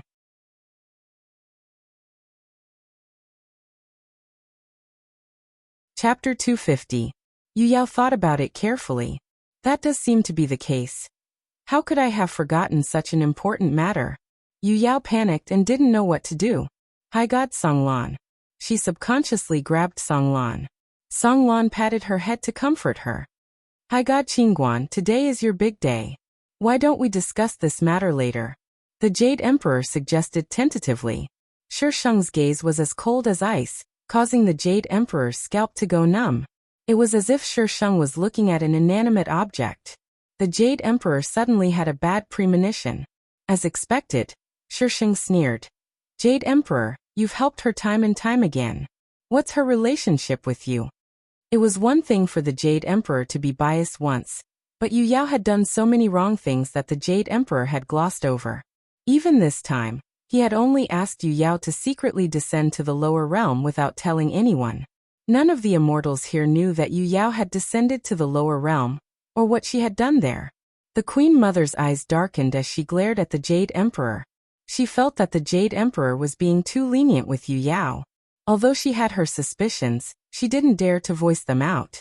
Now that Shisheng had brought it up, how could she not take the opportunity to figure out what was going on? The Jade Emperor broke out in cold sweat. This High God Qingguan is really touching my sore spot. High God Qingguan, don't think you can spout nonsense just because you're a high god. I have nothing to do with the Jade Emperor. Yu Yao exploded before the Jade Emperor could. This was slandering her relationship with the Jade Emperor. How could she remain calm? It's not up to you to decide whether or not you have anything to do with him. The Jade Emperor and the Queen Mother haven't even said anything yet. Yet you're in such a hurry to deny your relationship. Isn't that even more suspicious? Idiot. How is it not up to me? She was also involved, so how could her words not be up to the Jade Emperor? Shisheng sneered. Do you think your words carry more weight than the Jade Emperor's? Are you the one in charge of the heavenly realm? Or is the Jade Emperor?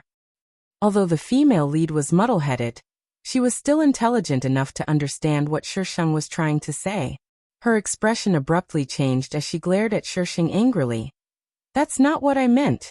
High God Qingguan, please don't misinterpret my meaning.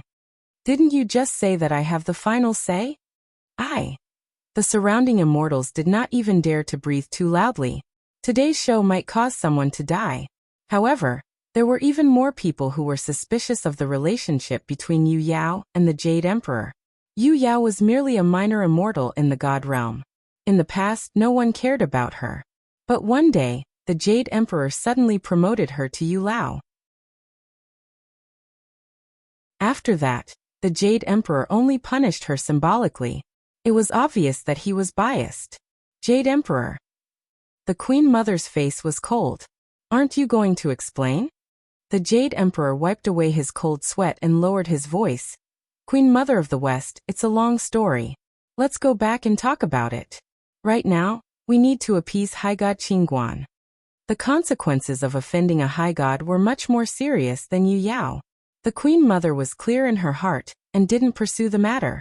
If the Queen Mother didn't pursue the matter, the others definitely wouldn't dare to ask.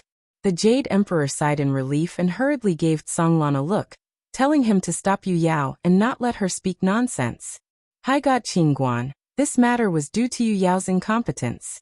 I'll remove her from the position of Yu Lao and punish her to repent at the cliff of reflection. What do you think? And then?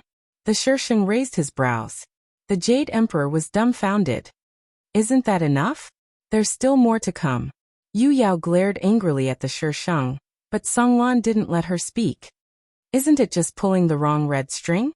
I wasn't even affected by the red string, yet you still want to pursue the matter? Isn't it just a high god? So what if it's a high god? It's all because I have good parents and was born a high god. If I were like them, I wouldn't be so glorious. High god Qingguan this. We'll see each other often. Why make things so tense? Once she goes to the cliff of reflection, Yu Yao will also be taught a lesson. The Jade Emperor emphasized the words cliff of reflection. That place was used to punish immortals who made mistakes. In that place, one's magic power couldn't be used at all. Immortals could only endure the cold and fire. Any immortal who went to the cliff of reflection would be traumatized upon hearing the words cliff of reflection. Shisheng poked the ground with his iron sword. It's pointless to kill her in one go. Shisheng reluctantly agreed to the Jade Emperor's suggestion. Yu Yao was stripped of her position as Yu Lao and sent to the cliff of reflection to receive her punishment. Before leaving, Songlan glared fiercely at the Shisheng. The corners of the Shisheng's mouth twitched, and he returned a provocative smile. I'm not afraid of you. After this incident, rumors spread in the heavenly realm that Yu Yao was the Jade Emperor's illegitimate daughter. Some even said that the Jade Emperor had fallen for Yu Yao. However, one of the parties involved was at the cliff of reflection, while the other didn't respond. The immortals kept guessing about this matter. Immortals had long lives. They didn't have much entertainment aside from gossip. How could they let go of such a material? Thus, all kinds of rumors began to spread.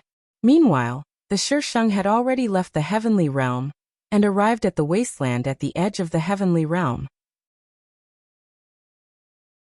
The greatest villain in this story was Dongjing, a fiendish god in the Great Desolation Realm. The Great Desolation Realm was a small world. There were all kinds of things in it. Humans, demonic beasts, demons, gods. Dongjing was a god. He was very close to becoming a high god. However, he gave up at the last moment. After causing a ruckus in the heavenly realm, he went to the Great Desolation Realm. No one knew what had happened back then. The Shisheng wandered around the entrance of the Great Desolation Realm for several days, before he found the way in. The Great Desolation Realm was truly a wasteland. There wasn't a single bit of greenery in sight. There were only rocks and flying sand, not to mention any signs of human habitation. Since all directions were the same, the Shisheng could only choose a random direction to walk in. Save me, save me, save me. The cries for help came from a rock next to the Shisheng. The Shisheng looked up and saw something strange lying there. The cries for help were coming from there. The Shisheng jumped up the rock and saw what it was. Its body was covered with sharp spikes and barbs. It was actually a hedgehog. Moreover, it was a very large hedgehog. This thing could also cultivate into a demon? How mysterious. Save me. When the hedgehog saw the Shisheng, its small eyes lit up with hope. However, the Shisheng only stood at a distance. He had no intention of coming closer. Do you know where Dongjing is? Dongjing. You. Why are you looking for him? The hedgehog was obviously scared. Its body was trembling. I'm looking for him to eat, the Shisheng said calmly.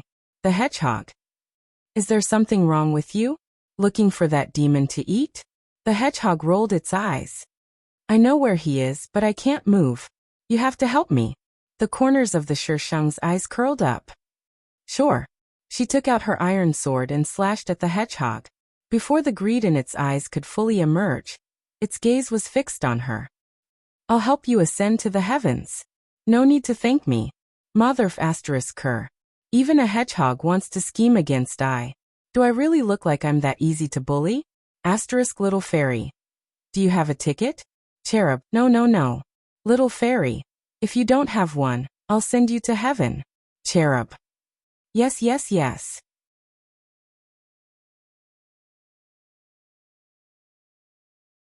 Chapter 251. After the hedgehog was killed, a few more popped up. They were waiting for her to fall into the trap, but Shisheng cut the bait and the hedgehogs couldn't stand still. They jumped out and glared at Shisheng fiercely. Shisheng swung his iron sword and glanced at the hedgehogs surrounding her calmly. With such a small group of people, hedgehogs, they still want to rob? Dream on. The hedgehogs' attacks were a bit strange. The spikes on their bodies could actually split into poisonous spikes. But these attacks were basically useless against Shisheng. She cut down the rest of the hedgehogs in no time at all.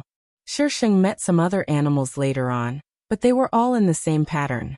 First, they tried to lure her. If that didn't work, they would attack. However, their attacks were too weak. Shisheng avoided them whenever he saw them. His hands were sore from killing them. Shisheng didn't know how long he had been walking, but he finally met someone. It was a half-dead person. It was a young girl, about 12 or 13 years old. Her face was childish, and she looked like she could die at any time. Shisheng squatted beside the girl and searched her belongings. There was only a letter. The handwriting on the letter was so messy that Shisheng didn't want to recognize it. Shisheng didn't open the letter. He stuffed it back into her hand. After thinking for a while, he carried the girl to a rock in the distance. The girl woke up from the pain. As soon as she opened her eyes, she saw a sword reflecting a cold light. From the blade, she could clearly see her own bloodless face. The tip of the sword was pressed against her neck. She felt a warm and sticky liquid sliding down her neck. Was this person trying to kill her? You woke up quickly. Shisheng moved the iron sword away. If she hadn't woken up just now, she would be a corpse now. The girl was so scared that her face turned pale. Her lips trembled, and her eyes were filled with fear and despair. Shisheng. Did I look that scary? She didn't understand the people and animals here at all. Do you know where Dongjing is? Shisheng approached the girl. The little girl shrank back like a bird startled by the twang of a bow. No matter how much Shisheng asked, the little girl only felt fear. She didn't even make a sound. Later, Shisheng found that the little girl could not speak. She was simply, what a scam. Fortunately, the little girl knew how to write. After Shisheng repeatedly expressed that he had no interest in killing her, the little girl finally wrote down the answer that Shisheng wanted. Wanhuang City, the Myriad Desolation City, with such a name, was probably one of the more important cities in the realm of Myriad Desolation. Given Dongjing's lofty status, he lived there. Yes, that's normal. The little girl had been hunted down by her enemies. Her entire family had died, and she was the only one left. She was carrying a letter to her parents' friend, who happened to be in the Wanhuang City as well. In order to thank the little girl for telling him Dongjing's location, Shisheng took the little girl on their journey. However, when they arrived at the Wanhuang City, they saw a city full of corpses. Blood flowed like a river, and the smell of decay was suffocating. Some carnivorous demonic beasts were eating the corpses in the city. The scene was very bloody. Shisheng. There was something wrong with this plan. Let me think about it. Side quest triggered. Stop Dongjing. Accepted by default. What? Side quest? Wasn't this a hidden quest? What's with stopping Dongjing? System, you're getting more and more playful. Host, you changed the plot, causing Dongjing to not meet the female lead in the mortal realm. Dongjing has already entered the final stage of his crazy behavior. Shisheng. So it was still her fault? Dongjing had always wanted to unify the three realms. That's right, every villain had a dream of becoming an overlord, and Dongjing was no exception. However, when the female lead was in the mortal realm, she met Dongjing, who hadn't become so evil yet. Dongjing felt the light of the Holy Mother from the female lead, and perhaps felt that he could still be saved, so he set aside his grand plan of unifying the three realms for a while. When the female lead returned to the heavenly realm, Dongjing felt that the female lead had abandoned him, so he decided to unify the three realms and steal the female lead. Therefore, Dongjing stole other people's cultivation to rapidly increase his own strength, and then fought his way to the heavenly realm. In the end, the male and female lead worked together to kill him. But now, because she changed the plot too much in the mortal realm, the female lead didn't meet Dongjing at all. So Dongjing was now extremely evil. Alright, it was her fault. Shisheng looked at the little girl. I'm sure the person you're looking for is also dead, so you can only rely on yourself from now on. The little girl looked at Shisheng pitifully, and sparkling tears hung on her eyelashes, causing one to feel sorry for her. Don't think that I will soften my heart just because of this. Since you led the way for me, I'll give you a life-saving ring. Shisheng chose a ring from his space, roughly cut open the little girl's finger, and dripped a drop of blood on it to claim ownership. This ring has a defensive function. I'm not sure what kind of attack it can block, but as long as you don't provoke someone too powerful, you should be fine. Shisheng paused for a moment, then added, also, if someone bullies you, you must use this defensive function. Remember, don't be timid, and act like an expert. Once you act cool, others won't be able to figure out your tricks and won't dare to attack you. But if you're timid, others will know that you're easy to bully. Shisheng patted the little girl's head. Live well. Live well. The little girl looked at the dark green figure that was gradually disappearing into the distance, and her eyes became wet. She clenched her fists, and her heart became firm. She would definitely live. She would live until they could meet again. After leaving the city of endless desolation, Shisheng met another group of people. These people were all refugees. From them, he learned that Dongjing was currently heading towards the city of endless desolation, the city of endless flowers. It was the only city in the city of endless desolation that was green, and the people who lived there were all famous people in the city of endless desolation. Dongjing wanted to become more powerful, so it was normal for him to go there. Host, please stop idling around. By the time you reach there, Dongjing will have already slaughtered the entire city of endless flowers. What idling around? Is this how you use this idiom? If you don't know how to use idioms, then don't use them, okay? Do you think that by using idioms, you can cover up the fact that you're stupid? The host is using a system attack, requesting to erase the host. I can't beat him, so I'm not going to court death. Shisheng retorted before replying to the system with a straight face. The system was speechless. The male lead was so awesome, but he didn't seem to be afraid. Didn't he have fun courting death? Now he actually said that he couldn't beat him, so he didn't want to court death. This joke wasn't funny at all. If you don't want to go, then don't go. Why are you looking for excuses? Please show the passion you showed to the male and female leads. Don't go carelessly. This system is so angry. The system was so angry that it wanted to shut down. No matter how much the system urged him, Shisheng didn't listen at all. He continued to walk leisurely towards the city of endless flowers. The city of endless flowers' military defense was clearly several levels higher. Shisheng arrived at the speed of a turtle. Dongjing hadn't entered the city yet, and was fighting with a group of people at the city gate. Asterisk requesting votes T*T. The reward for that cherub named Ziamo Fama has been sent in Q coins.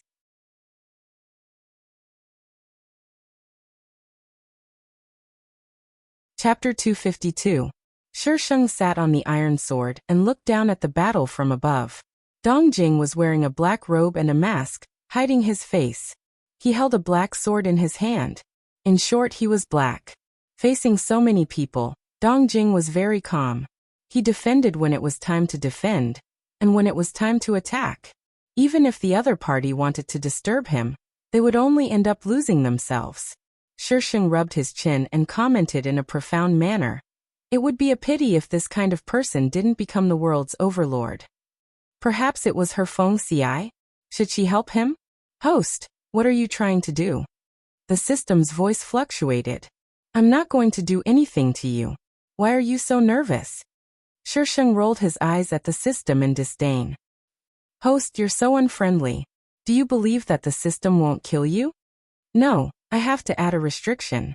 But what should I add this time? No killing. No, there were more than humans down there. There were also demons and ghosts. No attacking? No, how can I stop Dongjing if I don't attack? The system was a bit confused. It seemed that it couldn't add any restriction this time. Master, this is bad. The host is really going to die. Come out and save me.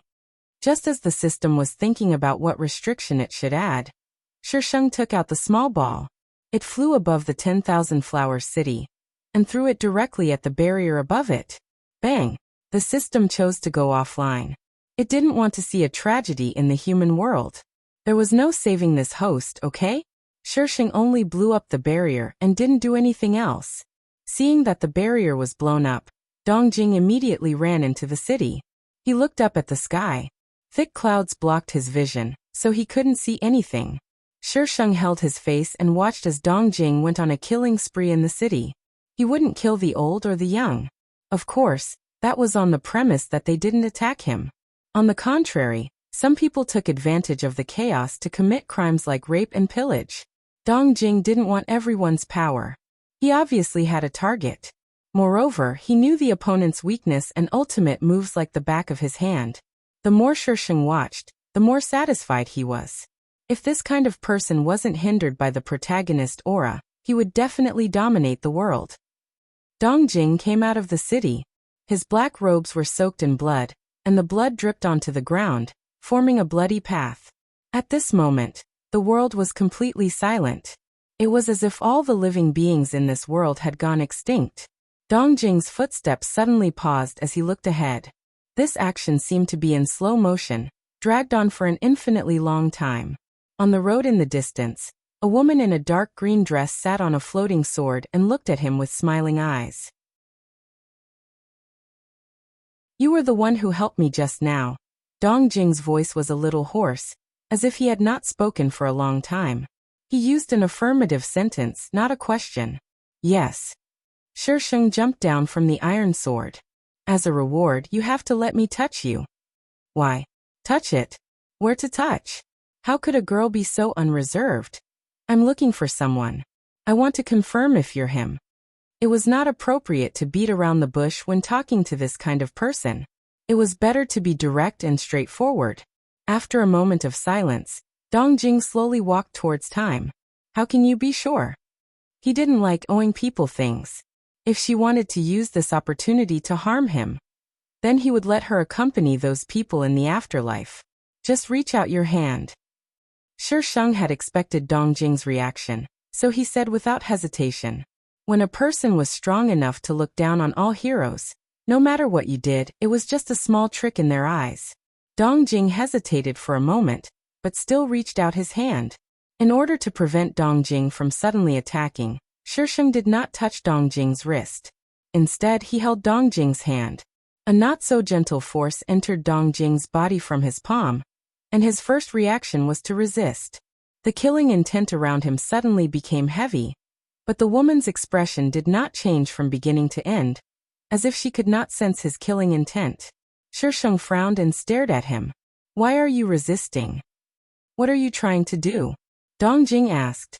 Sending one's own power into another's body was the biggest taboo for cultivators.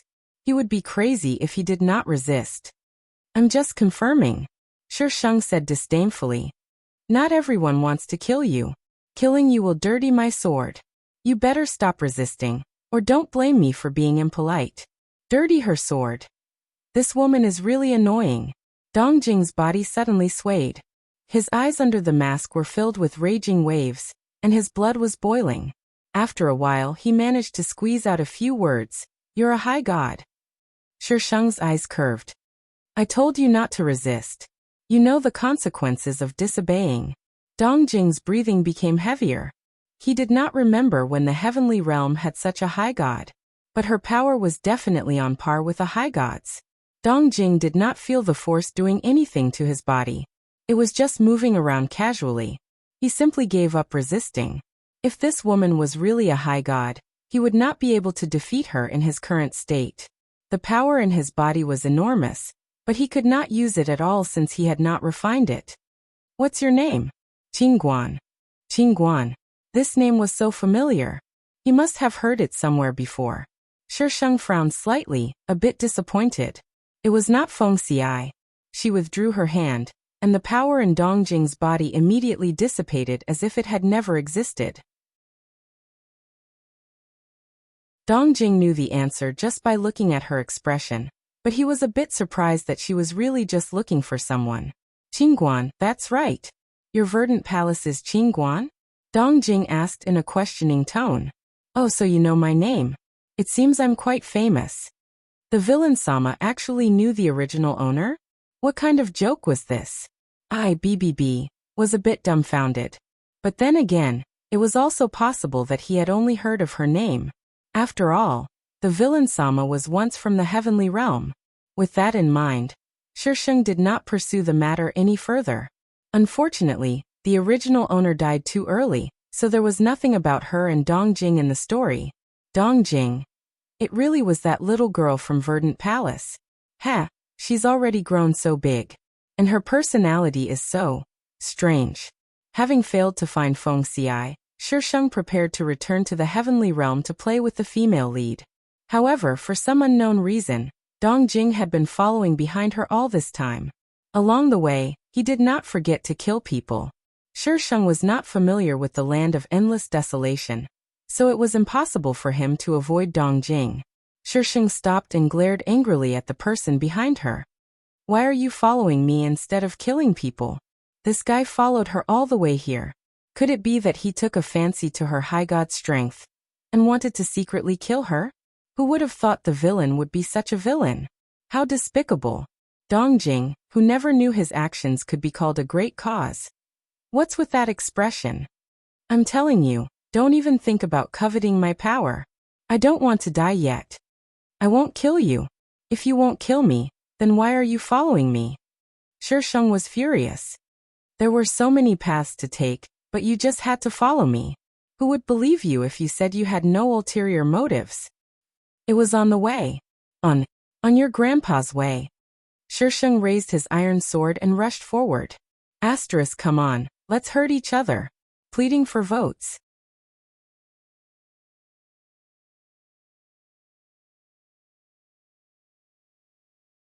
Chapter 253. Shisheng's attacks were extremely violent. She attacked wherever she could without any rhyme or reason. Those with slow reactions would not be able to fight her at all. Dongjing did not want to fight with Shisheng at first, so he only dealt with her perfunctorily. However, he soon realized that this guy was serious. She did not hold back at all. He had no choice but to get serious. The sword in her hand looked ordinary, but every strike was filled with immense power. It was not inferior to his black demon sword at all. Shisheng won by a hair's breadth. Dongjing retreated far away and shouted for the fight to stop. Shisheng did not want to kill Dongjing, so she put away the iron sword the moment Dongjing shouted for her to stop. Your sword. Dongjing stared at the iron sword in Shisheng's hand. He had never heard of such a powerful sword in the three realms. God-slaying sword. Shisheng coldly threw out these three words. The iron sword changed its name again. Master, just how many names do I have? Dongjing was dumbfounded. What kind of sword is God-slaying sword? How could those people in the God realm allow you to use such a name? You should be careful even if you want to make up something. After the fight, Dongjing still followed Shisheng. Shisheng went berserk several times. Dongjing discovered that this girl not only had a bad temper, but also a bad personality. She would attack at the slightest disagreement. He suspected that she could not stay in the God realm, and was forced to come to the Great Desolation region. Shisheng did not know why Dongjing was following her, so she simply ignored him and continued on her way. However, there was a saying, if you do not look for trouble, trouble will come looking for you. Of course, she was not the main character, so the person who came looking for trouble was definitely not her. It was Dongjing who was behind her. However, she was in front while Dongjing was behind her. The person who came looking for trouble came from the front. Unfortunately, Shisheng was implicated. Dongjing actually has an accomplice. She's so beautiful. Is she from the god race? No way. Don't the god race like to dress like immortals? This girl doesn't look like one. She looks more like someone from the underworld. Why would someone from the underworld appear here? In any case, the one with Dongjing is definitely not a good person. She might even be Dongjing's lover. Let's kill her together. Mistress, your grandpa. Do you know how to speak? Shisheng couldn't stand the group of people in front of him saying nothing, so he rushed forward with his iron sword. If you want to fight, then fight. Why are you spouting so much nonsense? You're courting death. Blood splattered everywhere Shisheng went. But his body was graceful and his moves were gorgeous, making people unable to take their eyes off him. Dongjing was a little dumbfounded as he watched from the back, wondering if his method of killing was too ugly. Killing was also an art. I'll kill more beautifully next time. Where did this god of death come from? He's not any weaker than Dong Jing. Hurry up and retreat. Retreat, retreat. Those who were still alive started to retreat. They initially thought that Dong Jing was the only one left, but who would have thought that there would be another person? Moreover, they were so strong. If they continued to fight, they would be completely wiped out. This was not their original intention. After everyone retreated, Shisheng cleaned up the blood on his iron sword. Dong Jing walked forward from behind. His mask was stained with blood, which made his already hideous mask look even more hideous. The smell of blood wafted through the air, and there were several corpses between the two. The atmosphere became a little tense. Of course, it was only Dong Jing who thought it was tense. Shisheng didn't even look at him as he tossed his iron sword into the air. The iron sword grew bigger, and Shisheng jumped on it and flew into the distance. Dong Jing didn't chase after him this time. He just watched as Shisheng's figure disappeared into the clouds. He turned around and looked in the direction that those people had left. Those people actually dared to chase after him. They were very brave. If he didn't fulfill their wishes, how could he be worthy of them calling him a god of death? Shisheng wanted to leave the realm of great desolation, but he suddenly realized that he didn't know where the exit of the realm of great desolation was. The entrance and exit of the realm of great desolation were different. He only knew the entrance. In order to find the exit, Shisheng had no choice but to go to a place with people. However, a picture of him suddenly spread all over the realm of great desolation, saying that he and Dong Jing were in cahoots. When those people saw him, they would fight him and run away. Shisheng felt depressed. What did he do? Those people wanted to kill him last time. He was just defending himself. Self-defense, do you understand? Forget it, this group of primitive people definitely don't understand. After being attacked for the nth time, Shisheng felt his hair stand on end. She just wanted to ask for directions. Ask for directions. Was there something wrong with the people of the realm of great desolation? They knew they couldn't beat him, but they still wanted to cause trouble for him. The realm of great desolation had the majority of demonic beasts. They were more impulsive, and with their blood boiling, of course they wanted to fight. At first, Shisheng didn't want to pay attention to them. They were the ones who chased Shisheng all over the place. Later on, Shisheng was enraged, and it became Shisheng who chased them all over the place. Demonic beasts were relatively simple-minded. Humans had probably been assimilated by demonic beasts for a long time, and their brains had also become simple-minded. In short, you have the biggest fist, you have the final say. After witnessing Shisheng's valiance, the group of demonic beasts changed sides and helped Shisheng kill people. He even called him Big Boss in a very cheerful manner. Boss, boss, who are we going to kill today? A few demonic beasts in human form surrounded Shisheng, their faces filled with excitement. Shisheng glanced at the burly man who spoke. I don't want to kill people. I don't want to kill demonic beasts either. I just want to be a beautiful girl in peace. Boss, let's go kill that fiend Dong Jing. Boss is so powerful, you can definitely kill him. Roar roar. Roar roar your grandpa. Shisheng went silent. Dong Jing is also very powerful. Why don't you follow him? Why do you want to kill him? These fellows were always talking about killing Dong Jing. She had also killed many of their kind. Why didn't they kill her? This didn't make sense. They were all villains. Why was there such a difference in treatment? Boss is lazy. If we don't attack, you won't attack. But Dong Jing is different. If we don't attack, he will attack. Of course we have to kill him. A petite man said matter-of-factly. Shisheng. I'm also at fault for being lazy. Why is it my fault for everything? I refuse to do so. Do you know how to speak? Do you know how to speak? How can you say that boss is lazy? The burly man sent the petite man flying with a slap. Then he turned around with a fawning expression. Boss's hands are so precious. How can you use them to kill us? You should use them to kill people like Dong Jing. Shisheng looked at the group of subordinates who had volunteered themselves. It was still not too late to kill them now. With this thought, Shisheng took out his iron sword.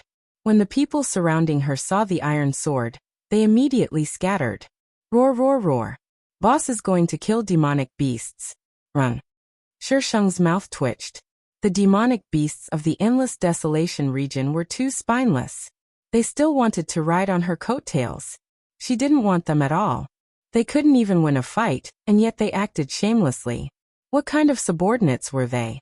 Were they here to embarrass everyone?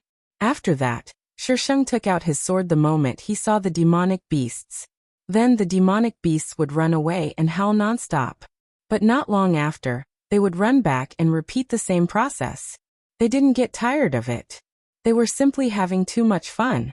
Shisheng was even more depressed. These idiots were so stupid that she didn't even want to kill them. Jig and everyone. Boss, there are people who don't want to vote. Shisheng. Draw sword who? Everyone, it's that bunch of little demons. Shisheng. Waves sword domineeringly and kneels down with a plop. Please vote, little demons. Everyone, boss, where's your integrity?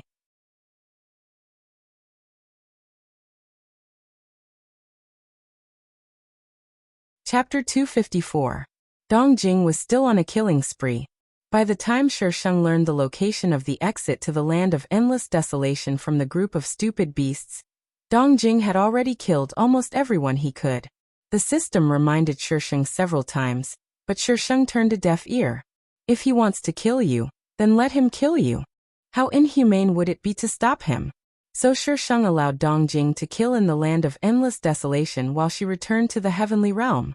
However, what the hell are those bastards following me? Boss, wait for us. Don't push me. I can't catch up to boss. Boss, wait for us. I'm about to catch up to boss. Boss, look at me. I can fly. Shisheng silently sped up, shaking off those idiots. The heavenly realm. High God Qingguan. A small immortal immediately bowed when they saw Shisheng. However, their gazes were a bit strange. Shisheng didn't pay them any mind, but it was fine if it was just one of them. But almost all the immortals who saw her had strange expressions on their faces. Shisheng was suspicious. What happened when I left? If it's related to me, then it must be related to the female lead and male lead. Shisheng reached out and grabbed a small immortal who was walking past him. What happened when I left? The small immortal's expression changed, and his body started trembling uncontrollably. Hi God. What's the use of keeping you if you can't even speak? Shisheng made a move to strangle the small immortal's neck. Yu Yao was accepted as a disciple by ancient god Zihuan, and successfully became a high god. She's still the Moon Elder. Faced with death, the small immortal quickly explained everything. Shisheng. There's no such thing as the most melodramatic, only more melodramatic. The female lead's life was full of surprises. You actually managed to catch the eye of an ancient god and become a high god? That was the gist of what happened. Yu Yao was punished to go to the cliff of reflection, but while she was there, she encountered ancient god Zihuan who was trapped inside. This ancient god is awesome. He's even more awesome than me and Song Lan. Just by listening to his title, one would know that he was an ancient god. They were all called high gods. This person's full title was ancient god. There was an extra word. How awesome was that? He was the only ancient god in existence. All the other ancient gods from the same era as Qingguan's biological parents are all dead. Don't you think it's awesome? The plot didn't have anything to do with this person. He only appeared at the end when the female lead's identity was revealed. So after I Bao broke the female lead's cheat, the plot koan immediately gave the female lead another cheat? Plotline, if you're so willful, you'll be struck by lightning. Then why are you looking at me strangely? Even if the female lead was fine, there was no need to look at her strangely, right? That Xiao Xian wanted to cry, but no tears came out. There were so many people here. Why did they have to capture him? How could he be so unlucky? Exalted goddess, about this, you should go and take a look at the 3 live stone yourself. 3 live stone? What did it have to do with the 3 live stone? Shisheng's mind spun, and she suddenly understood. When she left, she forgot to bring the red string back. It was still with Yu Yao. The 3 live stone could check the fate of a person who had already been bound. So Yu Yao was using her position to avenge a personal grudge by helping her set up a marriage? Shisheng aggressively rushed over to the Three Lives Stone. When the fairy child guarding the stone saw Shisheng's murderous expression, he was so frightened that he fell to his knees and trembled. Shisheng placed his hand on the Three Lives Stone. The stone flashed a few times. Soon a name appeared. Dongjing. Shisheng stared at the name for a full 10 seconds. His face was expressionless, and his eyes were as calm as stagnant water, without a single ripple. FL-sama, you're really something. How dare you randomly tie up a marriage for me, Bao Bao. And Dongjing, that idiot who only knows how to kill. She withdrew her hand, then took out her iron sword and slashed at the Three Lives Stone without batting an eyelid. Exalted goddess, you can't do this. The fairy child kneeling on the ground cried out in alarm. Crack! With one slash, the Three Lives Stone broke in half. The fairy child looked at the two halves of the Three Lives Stone in horror. It's over, it's over. I'm dead. The Three Lives Stone broke. I'll be beaten to death, right? I'll definitely be.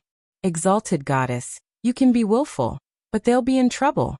Shisheng still felt unsatisfied after cutting the Three Lives Stone, so he dragged his iron sword in the direction of the Moon Elder Hall. Soon, the news that exalted goddess Qingguan had returned to the heavenly realm, cut down the Three Lives Stone, and was currently angrily heading to the Moon Elder Hall spread throughout the heavenly realm. Her anger was a bit too much. Shisheng left calmly. Exalted Lord, bad news. The fairy child of the Moon Elder Hall heard the news outside, and hurriedly ran back to report. Exalted goddess Qingguan has returned, and is heading towards us. Greetings, ancient god Zihuan. The fairy child probably didn't expect Zihuan to be here, so he rushed in carelessly. It was only after he finished speaking that he saw the man standing next to his exalted lord, and immediately lowered his head in greeting. Ancient god Zihuan coldly grunted in response. Master, exalted goddess Qingguan is here to cause trouble for me. Yu Yao grabbed Zihuan's arm and said nervously, I really didn't do it on purpose. Zihuan stroked Yu Yao's head. Don't be afraid. With Master here, no one will dare to touch you. Thank you, Master. Yu Yao lowered her head in embarrassment, just in time to hide the look of triumph that flashed across his face. Before Shisheng even got close to the Moon Elder Hall, he could already feel the powerful pressure emanating from it. Mother ****, an ancient god is awesome. He even knows to use pressure to warn me. Shisheng directly threw a few small balls at the Moon Elder Hall, causing it to explode into a pile of rubble. When Zihuan brought Yu Yao out, Shisheng was already standing in the White Jade Plaza outside the Moon Elder Hall. Her dark green dress fluttered in the wind, making it easy for anyone to spot her in the midst of all that white. Exalted goddess Qingguan, why did you destroy the Moon Elder Hall? Zihuan put on the airs of an ancient god as wave after wave of pressure pressed down on Shisheng. Shisheng frowned and resisted the urge to kneel down. With an arrogant expression, he said, If you want to destroy it, just destroy it. What reason do you need? The heavenly realm has its own rules. It's not something you can destroy just because you want to. Zihuan raised his voice and increased the pressure he was exerting. Shisheng felt like there was 1,000 pounds of gold pressing down on her head. The air around her was constantly pressing down on her. She endured it for a while, but in the end, she couldn't take it anymore. She took out a small ball and threw it. Bang! The instant the explosion rang out, Shisheng felt the pressure pressing down on her recede like the tide. She heaved a heavy sigh of relief. The ancient gods really weren't just bragging. Just this pressure alone is enough to crush someone to death. Zihuan protected Yu Yao and avoided the explosion. The explosion actually contains the power of the heavenly Tao. Although this power was slightly different from the one he was familiar with, they were of the same origin, so the difference wasn't too big. You also said that the heavenly realm has its own rules. Then, how do you plan to lie to me about Yu Yao casually binding me to a marriage? A clear female voice came from up ahead. Zihuan brought Yu Yao away from the flashing lightning and landed in a safe clearing. You can't blame Yu Yao for this. Since you're connected to Dongjing's red string, it was destined by the heavens. Destined by the heavens? Shisheng sneered. Are you going to say that Yu Yao didn't do it on purpose again? Zihuan continued. Yu Yao really didn't do it on purpose. Asterisk update.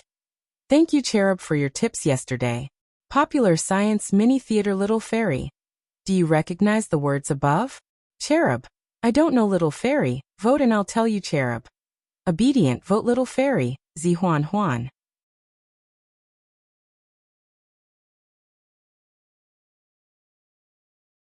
Chapter 255. I didn't do it on purpose. Very well, it was this sentence again. Female lead Darren. Are you planning on treating this sentence as your life motto? The Moon Elder Hall caught fire a few days ago, and your red thread was automatically connected to Dong Jing's. This is the will of the heavens, Zidan said with an indifferent expression. Fire? What the F***CK? I need to find an excuse to get out of trouble. What kind of fire did the God realm need to burn? At the very least, it had to be the legendary true Samadhi fire, right? But which idiot would dare to play with Samadhi true fire in the God realm? I don't care if it's an accident or not. Now that it's done, you have to bear the consequences. Yu Yao poked her head out from beside Zihuan and whispered, How can you blame me? Hey, this girl. Shisheng glanced at her coldly. Yu Yao was so frightened that she immediately shrank her head back. Her heart was thumping so hard that it felt like it was about to jump out of her chest. This woman's eyes were so scary. You are Yu Lao.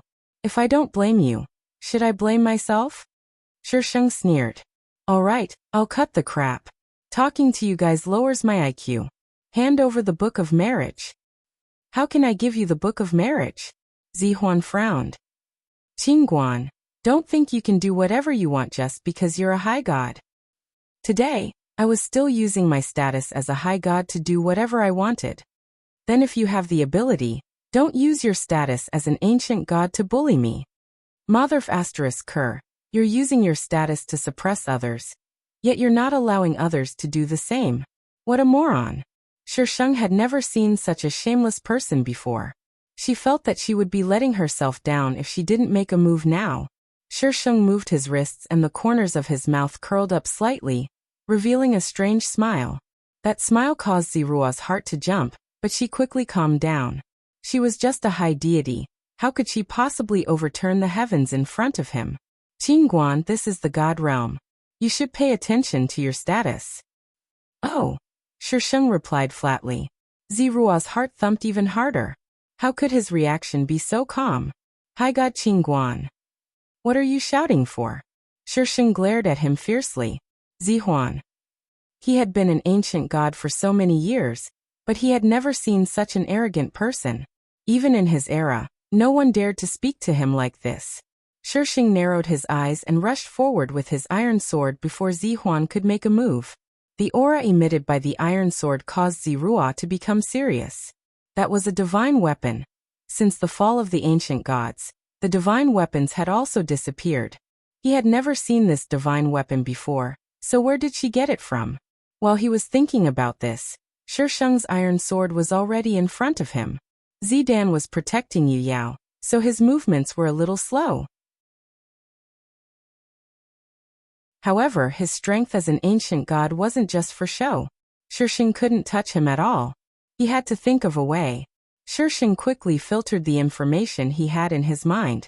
Finally, he took out something that looked like a fishing net from the space and tossed it into the air. The ordinary fishing net immediately shone with a golden light and began to expand, covering Zihuan and Yu Yao. Zisu's magic struck the fishing net, and a hole was easily punched through it. Golden dust drifted down from the sky. The hole created by the magic rapidly expanded, as if it was being corroded. In the end, it all turned into golden dust and drifted down from the sky. Just as Zidan was wondering why the net was so weak, he saw the woman in front of him looking at him with an arrogant expression. The golden dust separated them like a curtain. Their vision was affected, and the figure in front of him was somewhat blurry. He suddenly had a bad premonition. He lowered his head and looked at himself. There was a lot of golden dust on him, but it was slowly entering his body. These things. He wanted to slap the golden dust away, but the more he did, the faster it entered his body. Don't waste your energy. These little guys are alive. Shisheng's expression became even more arrogant. They'll give birth to countless offspring in your body and use it as a shell. Of course you won't die. After all, You have a divine body. Qingguan. Zihuan shouted angrily. He could feel something swimming in his blood, but his divine power couldn't expel it. What are these things? They can even deal with ancient gods. Shisheng crossed his arms and snorted coldly. Of all the people you could have taken as your disciple, you had to take her. Serves you right. You still want to attack me? Do you really think I can't deal with you? There's always someone better than you. Master. Yu Yao grabbed Zidan's hand in horror. She also had some golden dust on her, and it was currently entering her body. She felt like thousands of ants were crawling all over her body. The itch was unbearable. It's best if you don't use your divine power. Those little guys like that stuff the most. Shisheng reminded Zidan as he walked forward. Zidan's body stiffened. It was just as she said. As soon as he used his divine power, it disappeared into thin air. Shisheng flashed into the Moon Elder's hall and found the Book of Marriage amidst the cries of the immortal child. He flipped to the very end, but he couldn't find his name or Dongjing's. Shisheng frowned and flipped through the book again, but he still couldn't find it. This can't be. If the Stone of Three Lives is here, why isn't it in the Book of Marriage? What did that little bitch Yu Yao do this time? She wants to *CK her to the heavens. Shisheng went out with a gloomy face. There were many immortals gathered outside. The Jade Emperor and the Queen Mother were both present. The Jade Emperor's face was stern and furious. Haiga Qingguan, what are you doing? She actually dared to attack ancient god Zihuan. Just how bold is she? Ever since she became a high god, the heavenly realm hasn't been peaceful. Yu Yao had indeed been in the wrong before, so he didn't say anything. But now she had destroyed the Stone of Three Lives, destroyed the Moon Elder's hall, and even attacked ancient god Zihuan. These crimes were enough to remove her godhood. Shisheng casually raised his hand and looked at it for a moment. People won't die if they don't seek death. Don't you think so, Jade Emperor? Jade Emperor. He couldn't understand what she was saying. Shisheng lowered his hand and summoned the iron sword. A smile slowly bloomed on his face. It looks like you want to attack me. Then I'll strike first to gain the upper hand. As soon as she finished speaking, the iron sword was waved, and the weather suddenly changed. This is a divine weapon.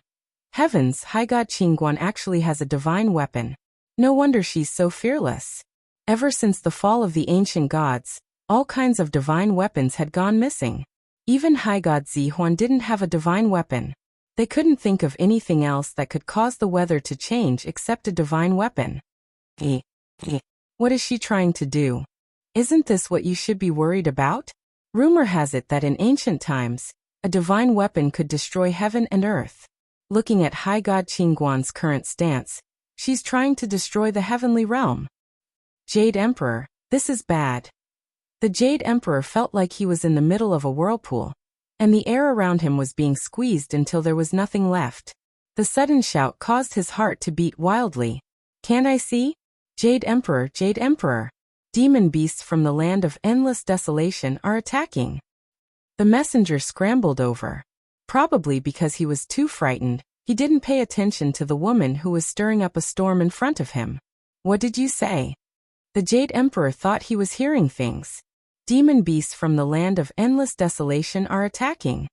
The messenger repeated loudly. Demon beasts from the land of endless desolation are attacking. There's poison ahead. Prepare your own Rehmannia pills and detoxification pills.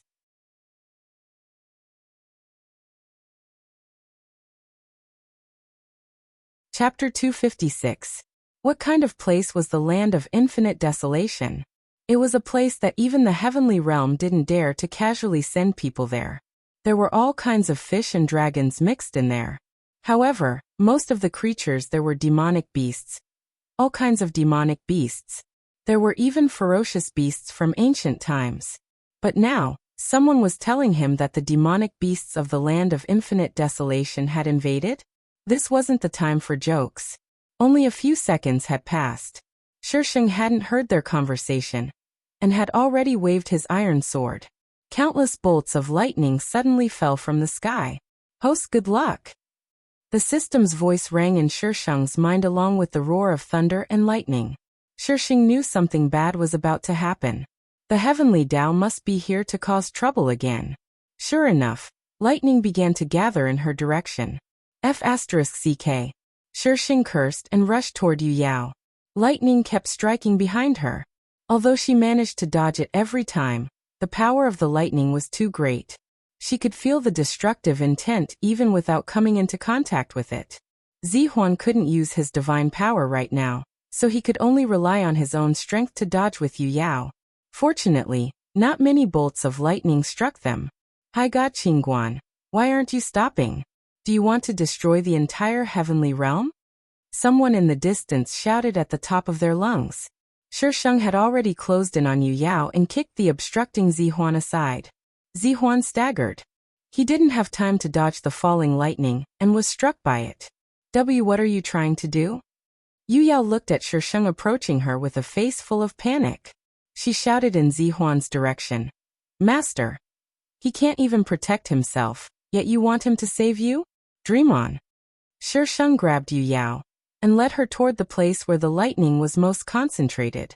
She wanted to see if the heavenly Tao would strike her or not. Yu Yao was so scared that she went limp as she looked at the lightning falling all around her. How did things turn out like this today? She expected Qingguan to be taught a lesson by her master. How did things turn out like this? The rumbling in the sky didn't stop, causing her heart to tremble. Shisheng threw Yu Yao to the ground. Lightning fell from the sky. Some landed beside Yu Yao, some landed on her body. Ah! Yu Yao screamed miserably as her hair stood on end. Shisheng stared at her for a moment and narrowed his eyes. A strange smile appeared on his face, sinister and insolent. So that was the case. She used her iron sword to parry the lightning that was about to strike her, and soared into the air. Since you want to chop I so badly, I will let you chop me to your heart's content. It was as if he had eaten Dazzle and couldn't stop. In the area where thunder and lightning were concentrated, the woman in the black dress suddenly appeared in the air. She pointed her iron sword at the sky. The lightning bolts, which were as thick as an arm, seemed to be attracted by something and rushed towards the iron sword. However, there were also lightning bolts that didn't fall. They continued to scatter and strike the nearby buildings. Countless immortals flew about amidst the lightning, and the scene was extremely chaotic. Zidan was helped up by someone. Ancient God Zihuan, quickly stop her. She's gone mad and wants to destroy the entire God realm. Ancient God Zihuan's eyes were gloomy. What's the point of talking to me now? I can't even use my divine power. Jade Emperor was also escorted over. He looked at Zidan as if he was looking at his savior. Ancient God Zihuan, quickly stop her. Ancient God Zihuan. If he could, why would he be standing here and watching? When everyone saw Zidan remain silent, their hearts beat like drums. What's going on? Rumble. The sound of thunder shook heaven and earth. Everyone felt as if the ground was collapsing. Everyone looked in Shisheng's direction. However, they didn't see anyone. There was only the sound of thunder. And there was a charred lump on the ground that was no longer recognizable as a person. Ancient God Zihuan. Yu Yaoshi. Jade Emperor was a bit nervous. Why is this child so opposed to High God Qingguan? Zihuan looked in Yu Yao's direction with a slight frown. He had accepted her as a disciple because she was the daughter of an old friend, and happened to save him. But this time, she had caused such a huge problem. Jade Emperor, this is bad. This is bad. The demonic beasts are here. Ah! That person suddenly collapsed, splattering blood all over the Jade Emperor. In the distance, a large group of demonic beasts was rushing over. Many of the immortals were brutally trampled to death or sent flying. Boss, boss. Ow, ow. We're here. Boss, look at me. Look at me. Boss. Ow, ow. Boss is mighty. Kill these sanctimonious immortals. Kill, kill, kill. Kill, kill, kill. Charge. Boss, boss. Shisheng stood on top of a thundercloud. Lightning flashed all around her, but none of it fell on her. She looked down at the demonic beasts that had joined the battle. The corner of her mouth twitched. These guys really did come. And look at that group. They seem to have expanded quite a bit. Shisheng shook her head and focused on the iron sword. The lightning she drew down wasn't controlled by the heavenly Tao. The lightning from the heavenly Tao was probably affected by the lightning she drew down, so it wasn't very powerful. It wasn't as powerful as it was in Bu Jingyun's plane. If I take advantage of the balance between the two sides, I might be able to destroy this plane. She was quite excited just thinking about it. Master, if you don't come out soon, the host is really going to destroy this plane. Shisheng was secretly preparing to destroy this plane. The demonic beasts and immortals below were engaged in a fierce battle. When Dongjing arrived, the first thing he saw was this chaotic scene. He hadn't even started yet. Why were they already fighting? Why were these demonic beasts here? Forget it, I'm going to kill them anyway. Thus, another killing god joined the chaotic army. Ow ow ow. Boss, save me. That bastard Dongjing is here. The demonic beasts abandoned their opponents upon seeing Dongjing, and ran toward Shisheng. Boss, save me. Boss, come and kill that bastard. Ow ow, he's killing a beast. Run run. Dongjing was still wearing his mask. He didn't care if you were a god or a demonic beast. He would kill anyone who stood in his way. However, the demonic beast's shouts still left Dongjing speechless. These idiots are still as stupid as ever. Boom. Boom. Two loud booms rang out in quick succession. All the lightning stopped falling. Dark clouds surged in the sky, suffocating the onlookers. The demonic beasts came to an abrupt halt in their tracks. A deathly silence ensued. Everyone raised their heads and looked up. A dark green figure slowly descended from the sky. Her dress fluttered in the wind. Lightning crackled on the surface of the iron sword. Congratulations on ushering in a new era. The woman's voice was carried far away by the wind. It was as if special effects had been added to her voice, causing it to echo throughout heaven and earth. They watched as she raised the sword in her hand. Her movements seemed to have been slowed down. A bolt of lightning suddenly shot out from the iron sword, piercing through the dark clouds above her head. Boom! After this loud boom, cracks began to appear on the ground. These cracks quickly spread into the distance. The surrounding buildings began to collapse. Everyone swayed unsteadily on their feet. Their expressions were filled with panic. Little fairy. You've finally destroyed a plane. Are you happy? Shisheng. Happy you can do it a few more times. Little fairy. No problem. Just let those little fairies vote. Shisheng. I think it's better for me to be a quiet beauty.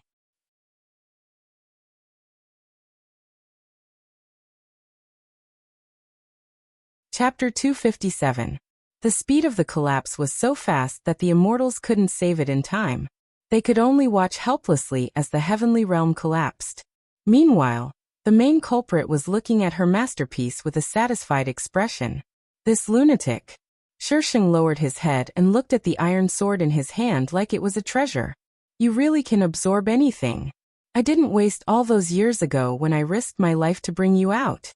I even wasted so many good things, Shisheng muttered. Then he said regretfully, it's a pity that it can't give birth to a sword spirit. The iron sword trembled slightly, as if in protest or in response to Shisheng. Shisheng patted the iron sword and it stopped trembling and returned to its original state. Shisheng landed on the ground with the iron sword in hand. The entire heavenly realm was collapsing right now. The immortals couldn't even take care of themselves. So who would care about Yu Yao who was struck by lightning? Qingguan. Yu Yao was lying on the ground, barely breathing. When she saw Shisheng, her eyes filled with hatred. Oh my, you're not dead yet? Shisheng sneered. This female lead's halo is simply heaven-defying. IBBB. Wasted so many treasures to resist the heavenly lightning, but the female lead took it head-on. That's the difference. Qingguan, you destroyed the heavenly realm. You're a sinner of the heavenly realm. You won't have a good ending. Yu Yao spat out through gritted teeth. Her expression was slightly malevolent, and she no longer had her usual loveliness and cuteness. Oh, I didn't want a good ending either. What kind of ending does a villain want? The winner is king, and the loser is a bandit. It's obvious that I, the villain, have won. If you're unhappy, then come and fight me. IBBB didn't stop them. Yu Yao was so angry that she spat out a mouthful of blood. What right does she have? What right does she have? I'm clearly a high lord, and I have an ancient god as my master, but I still can't beat her in the end. Why? Shisheng crouched down and asked coldly. What did you do to my marriage with Dongjing? Yu Yao was stunned at first. Then she spat. If you're not that powerful, why are you asking me? Shisheng frowned and grabbed Yu Yao's neck. Don't test my patience. I'll ask you again. What did you do? Me. No. Su. You. Yu Yao squeezed out a few words through gritted teeth. Shisheng narrowed his eyes. Very good. She abruptly released Yu Yao and rose to her feet. She looked down at Yu Yao and said, I hope you won't die too tragically in the end. Before Yu Yao could understand what Shisheng meant, she heard him call out to the demon beast chasing after the immortal in the distance. Hey, come here for a moment. Ow wow, boss is calling me. A gigantic demonic beast stomped an immortal to death. It bounced around excitedly, and then dashed toward the Shisheng. Boss, what can I do for you? Shisheng gestured with his chin at the dark figure on the ground. Take her away. You can play with her however you want. Even if you kill her, it's fine. You'll never know if I die. Yu Yao glared at Shisheng with eyes as venomous as a viper's. Then I won't know. Alright, I'll just kill Dongjing. Trying to influence her heart with a red string? What a fool's dream. Let go of me. Yu Yao was picked up by the demon beast and tossed into the air.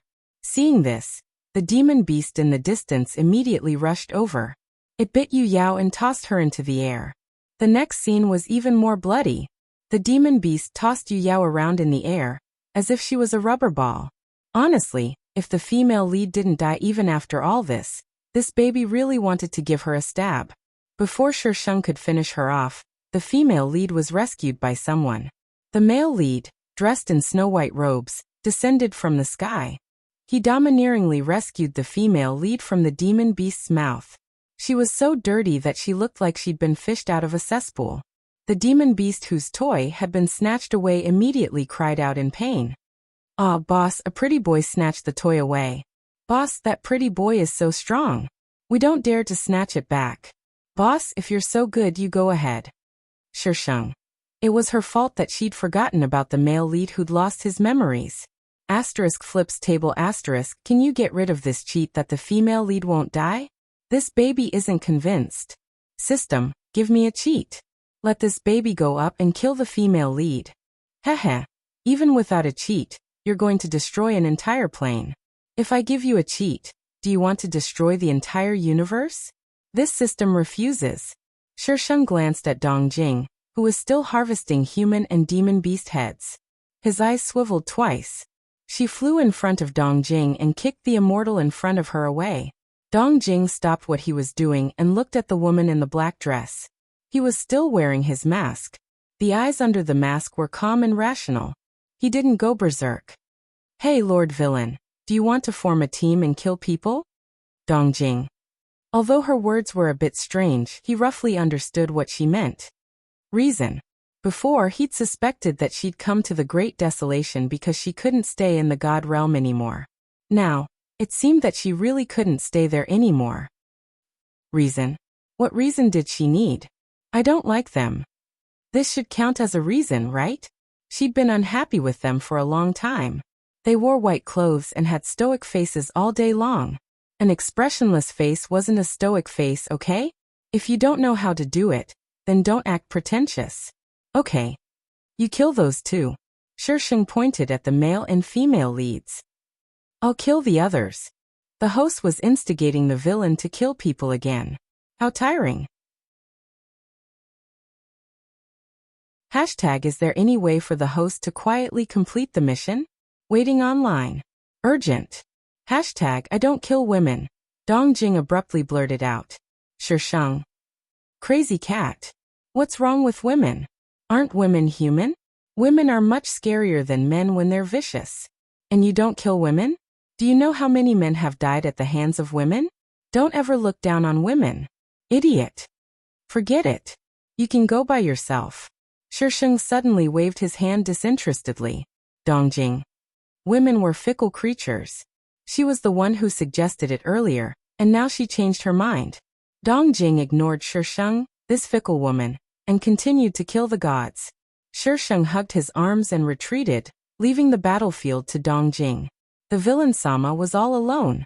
If he succeeded in unifying the three realms, his name would definitely go down in history, and he'd be worshipped as a role model by all the villains in the future. Shi Sheng's thoughts drifted a bit far away, and for some reason he thought of Feng Xiai. Wasn't Feng Xiai in this world? Why wasn't Dong Jing? The system said that Feng Xiai would appear in the world she was in, but it didn't say that he would appear in every world. So Feng Xiai wasn't in this world? TSK, this little vixen really knew how to play. She made me look all over the world for her. I'll definitely beat her up the next time we meet. Host, are you still going to do your side mission? The system reminded Shi Sheng. If I don't stop Dong Jing now, he'll kill them all. Shi Sheng. Where did that little vixen Feng Xiai run off to? Little fairy, take a guess. Shi Sheng. Do you believe that I'll make those vixens not vote for you? Little fairy. Do you believe that I'll make Feng Xiai die in front of you? Shi Sheng, make him die. If he dies, don't even think about getting a single vote. Little fairy. I was wrong. Let the vixens vote. I need votes.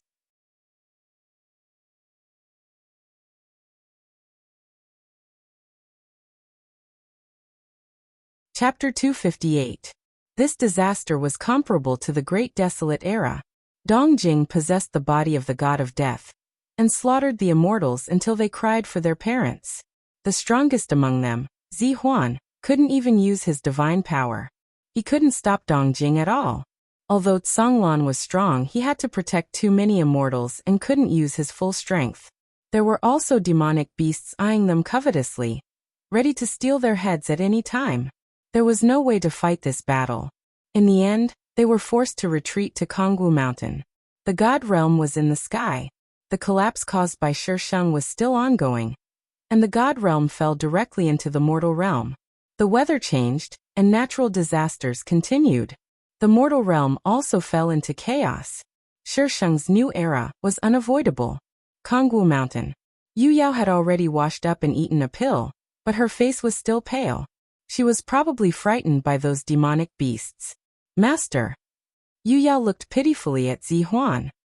I feel like something is crawling inside my body. It's so uncomfortable. Zi Huan wasn't unfamiliar with this feeling. He could feel it as well. Don't be afraid. I'll think of a way. Zi Huan rubbed Yu Yao's head. Master. Yu Yao's eyes misted over, making her little face look even more pitiful. Zidan was a little dazed. His hand that was caressing Yu Yao's head unconsciously slid down a little and brushed past her face. Something seemed to sprout in the depths of his eyes. Yu Yao was stunned at first, but then her heart began to beat wildly. Some unrealistic thoughts appeared in her mind. However, Yu Yao immediately rejected this thought. He was her master. How could he have such thoughts? Probably no one was worthy of a person like her master. Master. Yu Yao's face reddened as she called out softly. Zi Huan returned to his senses and shifted his gaze away from Yu Yao. Rest well. I'll think of a way. Amen. Yu Yao nodded obediently. Zi Huan nodded and turned to leave. As he left the room, he ran into Tsonglan. When the two men met, an indescribable atmosphere circulated between them, but neither of them had any intention of breaking the silence. It wasn't until Yu Yao coughed that Tsonglan walked past Zi Huan and entered the room. On Kongwu Mountain, the group of immortals was helpless. The god world had already been destroyed, and Shi Sheng was nowhere to be seen. However, Dong Jing had led the myriad desolation region on a path of hegemony.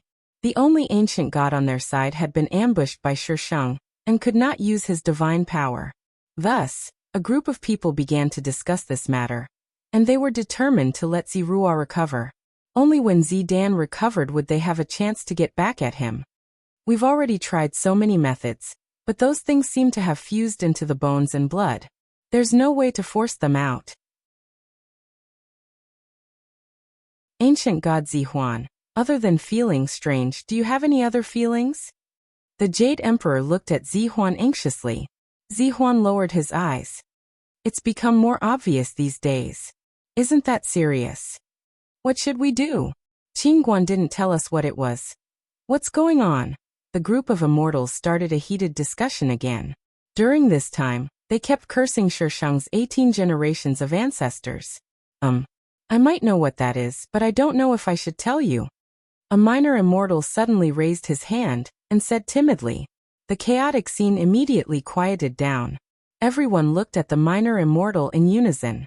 The Jade Emperor scolded in a deep voice. This is a critical moment. What do you know? Hurry up and tell us so we can use it as a reference. The minor immortal wiped away his cold sweat and whispered. I once saw in an ancient book that there's a type of bug that's very similar to the one described by ancient god Zihuan. The Jade Emperor's eyes lit up. What bug? Is there a way to cure it? I don't know what it's called. It went extinct long ago during the Desolate Era. However, it can prevent people from using divine power. Not only divine power, but even Yao power, will be suppressed. The minor immortal tried to explain in detail. Is there a way to cure it? This was what the Jade Emperor was most concerned about right now. The minor immortal looked at Zihuan and swallowed with difficulty. There is a way, but, speak. Why are you hemming and hawing? The Jade Emperor didn't need to say anything. Ancient god Zihuan was their only hope right now. We have to do that with a woman. The minor immortal's face burned. Do what? It's. The minor immortal hemmed and hawed. Someone couldn't wait any longer and bluntly said. What else could it be? That kind of thing between a man and a woman, right? The minor immortal nodded awkwardly. This time, everyone's gazes focused on Zihuan. Zihuan's expression didn't change, but his eyes flickered. Can this be cured? That's what was written in the book. However, a woman must also have this bug in her body. Yu Yao, who had been eavesdropping outside, ran back to her room with a red face, her heart thumping. She had heard the minor immortal's words. If they wanted to cure the strange bug in her and her master's body, they had to do that kind of thing. She wasn't unfamiliar with this kind of thing. In the mortal world, she had married Songlan and done it with him. However, at that time they hadn't used her body. Yu Yao sat alone in her room, unable to sit still. When night fell, Zidan came as expected. He stared at Yu Yao for a moment. Yu Yao. Yu Yao nervously tugged at her clothes, her face red. She pretended to be calm as she looked at Zihuan. Master? Zihuan didn't say anything for a long time. The atmosphere in the room was somewhat awkward. Yu Yao gritted her teeth and finally mustered her courage. Master. I'm willing. Zihuan looked at her in astonishment. As long as Master can recover, Yu Yao is willing. Yu Yao said quickly, then lowered her head. Yu Yao, do you know? Yu Yao interrupted Zihuan. Master became like this because of me. This is all I can do for Master. She took a deep breath, her heart filled with apprehension and nervousness. As long as Master doesn't mind. Zihuan's eyes darkened. Yu Yao, I'm sorry. Before Yu Yao could say anything, she fell into an ice-cold embrace. The light in the room suddenly dimmed, plunging it into darkness. A moment later, the sound of a man and woman panting could be heard. Then, it turned into a woman's pained cry. By the time Songlan arrived, it was already too late.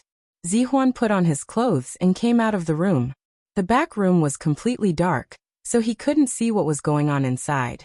Songlan threw a punch at Zihuan, but a group of people appeared out of nowhere and quickly pulled him away. High God Songlan, there's nothing we can do. Who told you Yao to be the only one with that bug in her body? That's right. If ancient god Zihuan doesn't recover, our god realm will be finished. High God Songlan, calm down. Songlan broke free from those people and glared hatefully at them. Then he entered the room and closed the door. The group of people looked at each other, then rubbed their noses and looked up at the sky. Asterisk recommendation votes added more chapters. 1 added more chapters. Please vote.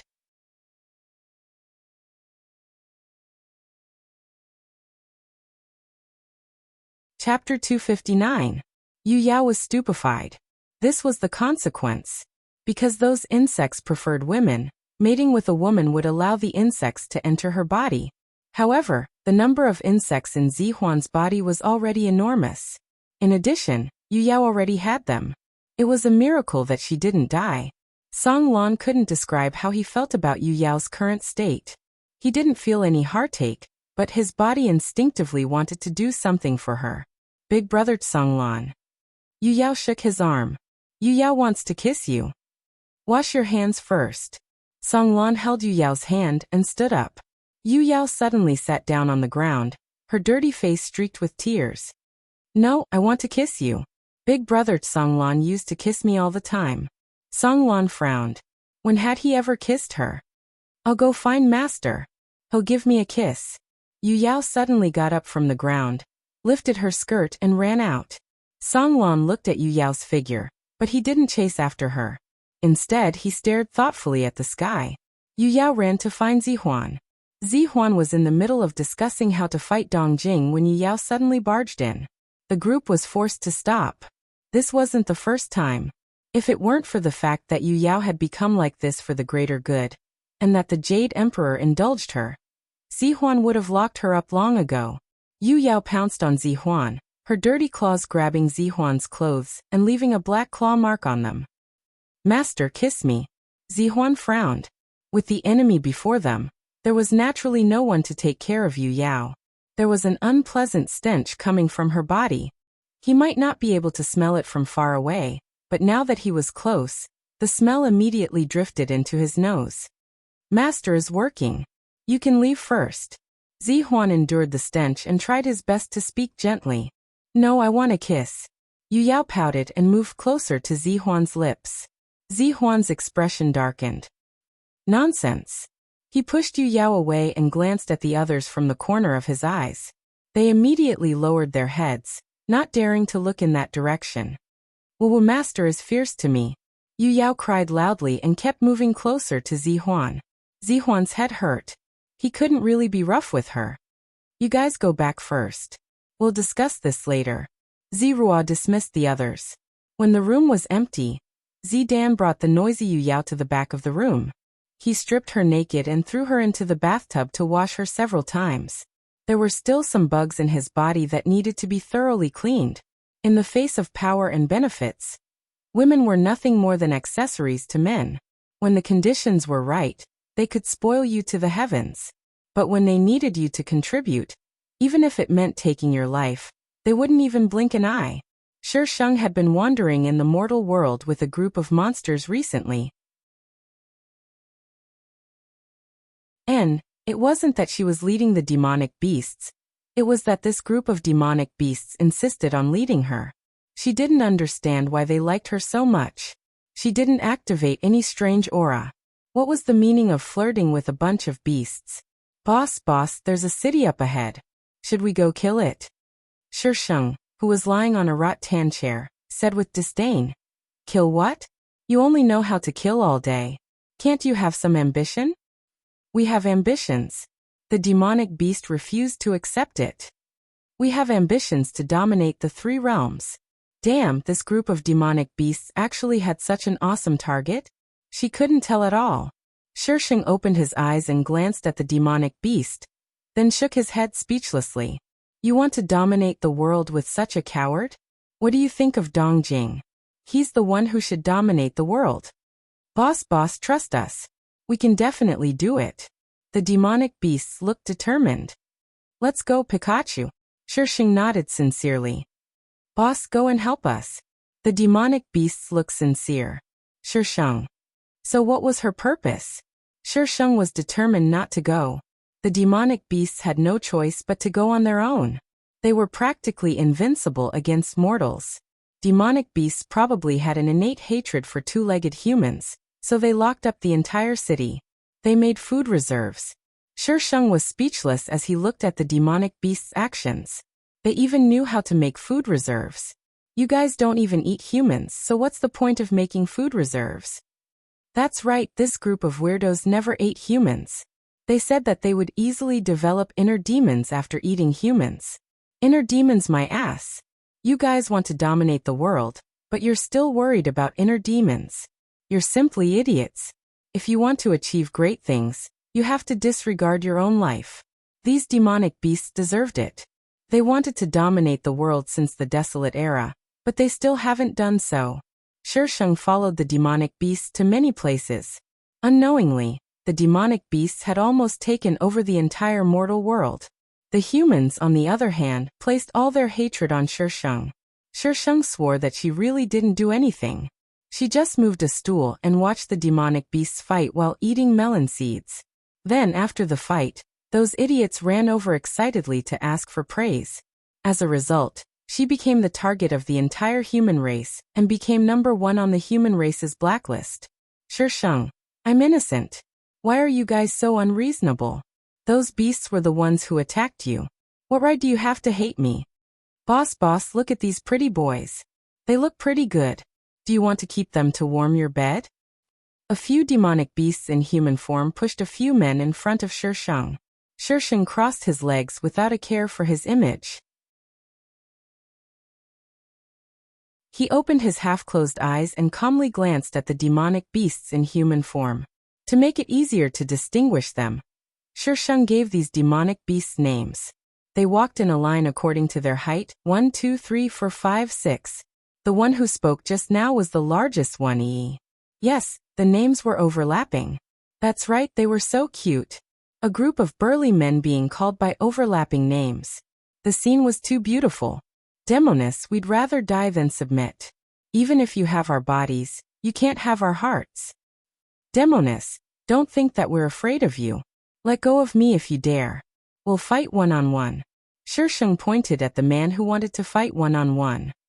Sanson, drag him down and beat him up. Ah, but this pretty boy is the most good-looking. Sanson scratched its head. Didn't all humans like good-looking men? This pretty boy was the most good-looking among them. Why did boss still want him to beat him up? You don't have to hit his face. Sheng smiled mysteriously. Sanson suddenly understood. Yes, you don't have to hit his face. It grabbed the man and dragged him outside. Demoness, let go of me if you dare. Sheng supported his chin with his hand. The corners of his mouth curled up slightly. He lightly spat out a few words, useless. Demoness, you'll die a horrible death. You bitch, you vicious woman. Damn, how dare you scold our boss. Don't care about his face. Beat him up hard. We'll find a new pretty boy for boss. Sheng. He didn't want a pretty boy. Also, that's not how you use the term pretty boy. Asterisk. Update. Thank you to the cherub who tipped me, little fairy. Do you have tickets today? Cherub. Yes. Little fairy. Then did you guys vote? Cherub. No, I want a kiss. Little fairy. Come on, let's hurt each other. Draw's sword system. You've lost your cherub. You can't get them back. Little fairy. I choose death. You're tuning in to the Earbook Haven YouTube channel. Don't forget to subscribe and join us on this journey to catch the most captivating stories.